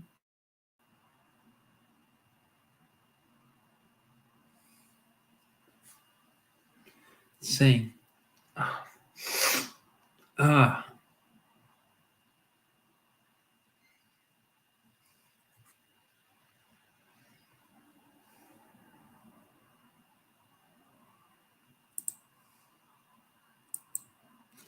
just trying to find where I was with the chat. The upper tier, I think Taib, yeah, remember that one. Yep. Jeff C. P says, how do you pronounce for Carson? Well, let's ask our linguistic expert Tai to tell us that, because I'm not sure. I would pronounce it for Carson. I don't know. Maybe. And Del Boy Gunners going, come on, Bristol Rovers. Yeah, they're 1-0 up at home, Del Boy. And the opposition have had a man sent off. So fair play to them.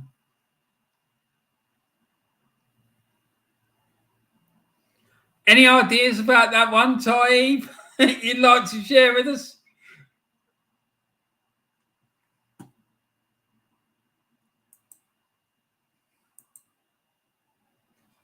Okay, so it's 5-5 and 84 minutes gone in the game between Barnsley and Milton Keynes Dons, and it's Barnsley 3, Milton Keynes Dons 1. And it's second minute of added on time, and it's Bristol Rovers 1, Peterborough United 0. And Bristol Rovers, their nickname is the Pirates, by the way. So there you go, because they got pirate on their club badge. Yes, it's Bristol Rovers 1, Peterborough United 0. The second minute of added on time, and Peterborough United had a man sent off. It's Burton Albion 1, Plymouth Argyle 2. Plymouth Argyle sitting top of League One. They'll be looking for a promotion to the Championship. It's Cambridge United 0, Accrington Stanley 1. And it's in the third minute of added on time there. At Cambridge. Cheltenham Town 1, Wycombe Wanderers 0. 89th minute of the game there. It's Fleetwood Town 1, Bolton Wanderers 0. Bolton Wanderers 1. Second minute of added on time. I wonder if Stump Peg's at that game. Bless her. Absolutely gorgeous woman. I honestly, mate, she is stunning. I maybe it's the accent. I don't know. I find her really attractive. Oxford United 1, Forest Green Rovers 1. It's finished at Lincoln. It's Lincoln City 2, Morecambe 1. Port Vale 1, Charlton Athletic 0. And Sheffield Wednesday 1, Shrewsbury Town 0. So there's still 4 minutes to play at Oxford. And Forest Green Rovers, it's 1-1 between them at Oxford United.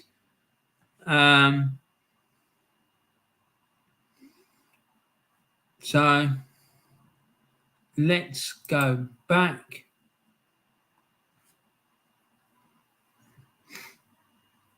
It's Barrow 3, Hartlepool United 1 in the second minute of added on time there.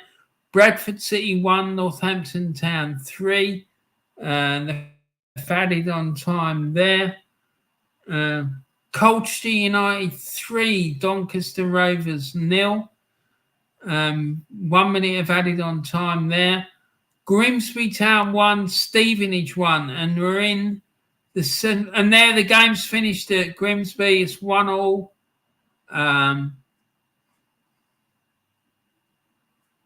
See if there's any games that are really lagging. No, looks like they're all going to finish pretty shortly. So let's get in the chat and we'll come back to that in a few minutes. Del Boy says, I'm useless at pronunciation. Mate, I think you're that bad at pronunciation. I've never heard you struggling. I think you've been a bit hard on yourself, mate. Jeff P, I think Bristol's the biggest city not to have had a club in the Premier League.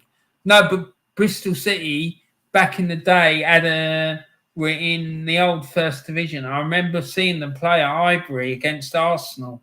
Brian Talbot played that game as well, and he was one of my heroes at Arsenal when I was a kid. Joanne says, got my flags up. Fair play, fair play. I hope they look good.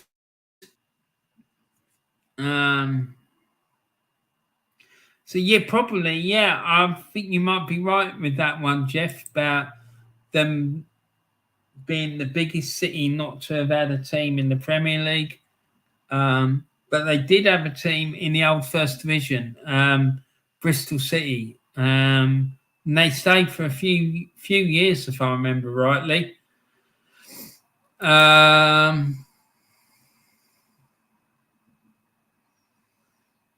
So, oh yeah, just while everyone's here, I just want to let everyone know that hopefully, fingers crossed, if I can get it sorted out, next week I'm going to be on Diesel's channel doing the next episode in the paranormal series. So keep your eyes open for that. The reason I'm saying hopefully, and I'm not saying it's definitely going to happen, is because I had a major incident with my computer earlier in the week and I lost all my work on the show. Gone. Completely gone. So I've had to restart it. But hopefully, if I can get it, if I can knock it out in the next couple of days, we'll be good to go. But yeah, so keep your eyes open for that because it's going to be a good one, I think. And McManus Gaming says, "How do you think we'll play in the World Cup?" Right, okay, McManus. What team are you referring to? Because you're referring to England, you're referring to Wales, or some other country. What country are you referring to, mate? And Erin says, "Who do you think will win the World Cup?" My money's on France. I think it's going to be either France, Argentina, or Brazil. I don't think England are going to win it because I think Southgate's too negative as a coach. He reminds me a lot of Arteta, to be quite honest, but he's had more managerial experience than Arteta. That's the thing.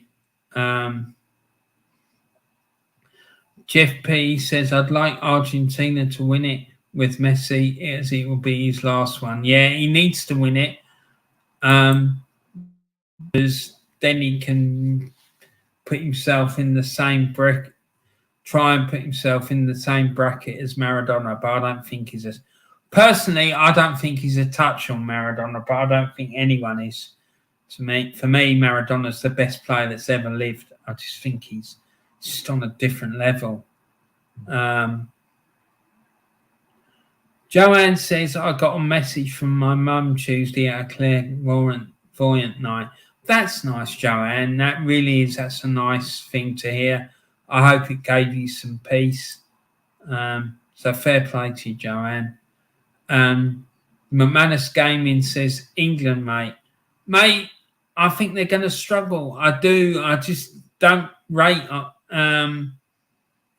I don't rate Southgate. I think he's a really negative coach.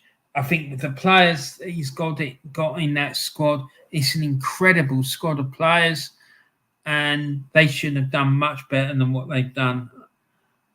He's just lucky he's got all that quality in that squad. To be honest, and Owen says, "I've done a predictor thing on Sky Sports, and what I worked out is a France v Brazil final, and France will win." Wouldn't surprise me, mate, because they've just caught over the pitch. But I'm not convinced about Mbappe. He seems to have lost the plot a little bit and gone off the boil. I don't know whether my assessment of that is right or not, but that's just the way I see it. Anyway, so let's see what's going on with the matches. Still a couple of games being played. Barnsley are 3-1 up at home to Milton Keynes. We're in the first minute of added on time there. It's Oxford United 1, Forest Green Rovers 1. We're in the 5th minute of added on time there.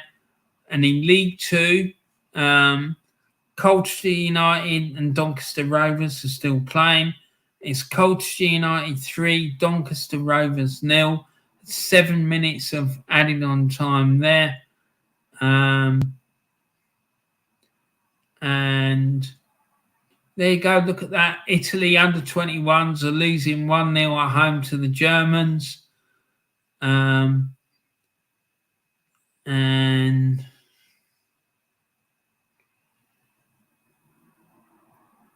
Dorking Wanderers are losing 3-2 at home to Bromley in the National League.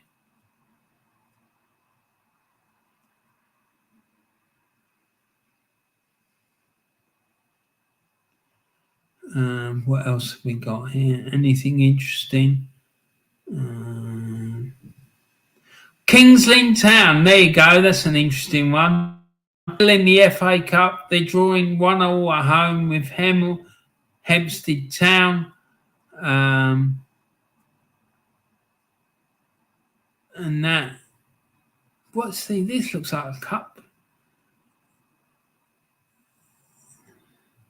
It's the FA Trophy. So the FA Trophy is playing today, and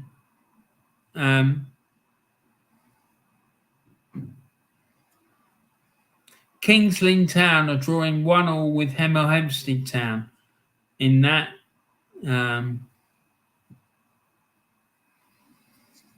So there you are.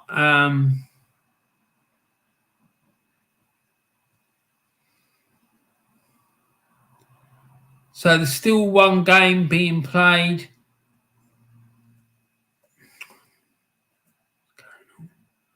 Still one game being played in League Two, and that's the game at Colchester between Colchester and Doncaster Rovers, and they're in the... Jesus Christ. Has the referee lost his whistle or what's going on? And it's finally finished after 10 minutes of added on time. Here we go. We've got one game left in League One, and that's Oxford United against Forest Green Rovers, and then the 7th minute of added on time there. Let's go through the final scores, and we'll come back to that one in a minute. So it's Exeter City. It finished in League One. Exeter City 0, Ipswich Town 2. That was a lunchtime kickoff, by the way. And then the rest of the scores in League One, it finished Barnsley 3, Milton Keynes Dons 1. Bristol Rovers 1, Peterborough United 0. Burton Albion 2, Plymouth Argyle 2. Cambridge United 0, Accrington Stanley 1. Cheltenham Town 1, Wycombe Wanderers 0. Fleetwood Town 1, Bolton Wanderers 2. Lincoln City 2, Morecambe 1. And the game between Oxford United and Forest Green Rovers is currently 1 goal apiece. And still playing there. They're in the 9th minute of added on time. And it's finished Port Vale 1, Charlton Athletic 0. And Sheffield Wednesday 1, Shrewsbury Town 0. Into League 2 now. And it finished Barrow 3, Hartlepool United 1. Bradford City 1, Northampton Town 3. Colchester United 3, Doncaster Rovers 0. Grimsby Town 1, Stevenage 1. Harrogate Town 3, Mansfield Town 0. Newport County 2, Gillingham 0. Salford City 1, Carlisle United County 1, Leighton Orient 2. Sutton United 1, Rochdale 0. Swindon Town 0, Crewe Alexander 1. Tranmere Rovers 0, AFC Wimbledon 2. Walsall 2, Crawley Town 1. And the game at Oxford United and Forest Green Rovers is still going on. It's finally finished after the 11th minute of added on time. That's nearly a half. That's nearly a first half of extra time. It's crazy. And it finished Oxford United 1, Forest Green Rovers 1. So let's see if we can see the league table for League One. To put the light on because I can't see what I'm typing. So League One. Here we go.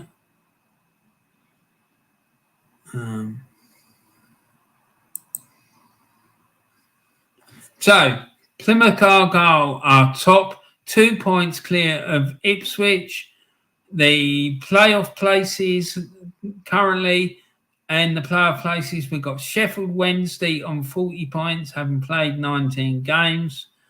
Peterborough United played 19 games, 31. Bolton Wanderers played 18 on 31 points. And Barnsley having played 18 games on 30 points. So there you go. That's that.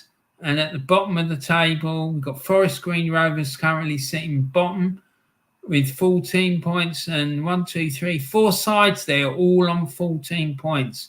6 points adrift of the rest of the sides. So those 4 sides are Milton Keynes Dons, Burton Albion, Morecambe and Forest Green Rovers.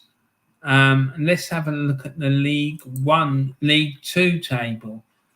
See what that's doing after today's results. So here we go, league table for League 2. Leyton Orient are top. They're on 45 points, 5 points clear of the team in second, which is Stevenage on 40 points. They're a further 2 points clear of Northampton on 38. And the 4 sides in the playoff spots are Barrow with 34 points, Bradford City with 33, Carlisle on 32, and Swindon with 31. And down the bottom of the table in the relegation spots, we got Gillingham on 13 points, and Hartlepool on 12. Gillingham are a point behind Colchester, but Gillingham have played a game less. So they need to back their ideas up or they could be going out of the Football League. So there you go. That's the afternoon's entertainment from the Football League over and done with. Let's go through the comments. Anurin says, yeah, we looked at that. And Anurin says, anyone who thinks England will win the World Cup is deluded. That's probably what Ty, Julian, and half the AFTV think. Laugh out loud. You've been shocking lately. Southgate's too negative and the selection's weird. Mate, you're not going to get an argument out of me about it. Anurin says, Plymouth have drawn 2-2. Makes the promotion race more interesting, seeing how Ipswich have won. Yeah, it does. Ipswich. Anurin says, about time Newport won a game. They've gone backwards big time since Mike Flynn left. And Anurin says, you should try and do a little bit more Arsenal content after the World Cup. Oh, God. You really want to see me losing the plot? Even if you just do match reactions after every game or something. Okay, Anurin, just for you, mate, I'll try and do it. I will. The problem is the way I do it, it takes a lot of time and preparation to do it. I might just have to come on and talk and not have any slides or whatnot, which is not really the way I like to do it, but I will do it, I promise you. Or I'll try to anyway. Anyway, guys, that's it for now. Please make sure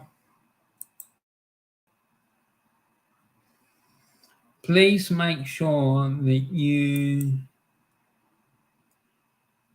don't forget, all right? Please go and check out this guy's channel, Niall from the Upper Tier. He's an absolutely lovely fella, top man. His football knowledge is off the scale, and he's got some really excellent shows that he does on his channel on a regular basis. And yeah, he's got a good crew of people working with him on his channel. So please go and show him some support and go and check him out. Please, guys, he's absolutely superb. So it's my YouTube channel of the week. Anytime I do any content or whatnot, I'll be promoting him. So please go and check him out. The link for his channel is in the description of the video. So please go and check it out. Please, everyone who's been watching the show today, before you leave, don't forget to click on the like button. Please, if you've not subscribed to my channel before, please do that. I really appreciate that.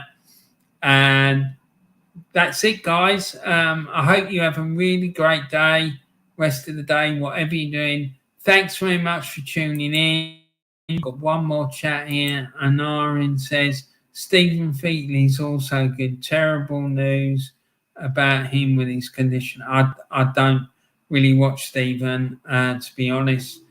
But if his health's got worse, that's really sad news. I hope he gets better soon. But yeah, so so please enjoy the rest of your day, whatever you're doing. Please take care. Look after all your family, your friends, loved ones, and please remember to share some love and kindness around the world. Please take care, everyone, and have a great rest of your day. And thanks very much for watching. I really do appreciate it. You're all absolute legends in my book, and thanks very much for watching. Take care, everyone. Thanks for now. Take care. Bye for now. Bye.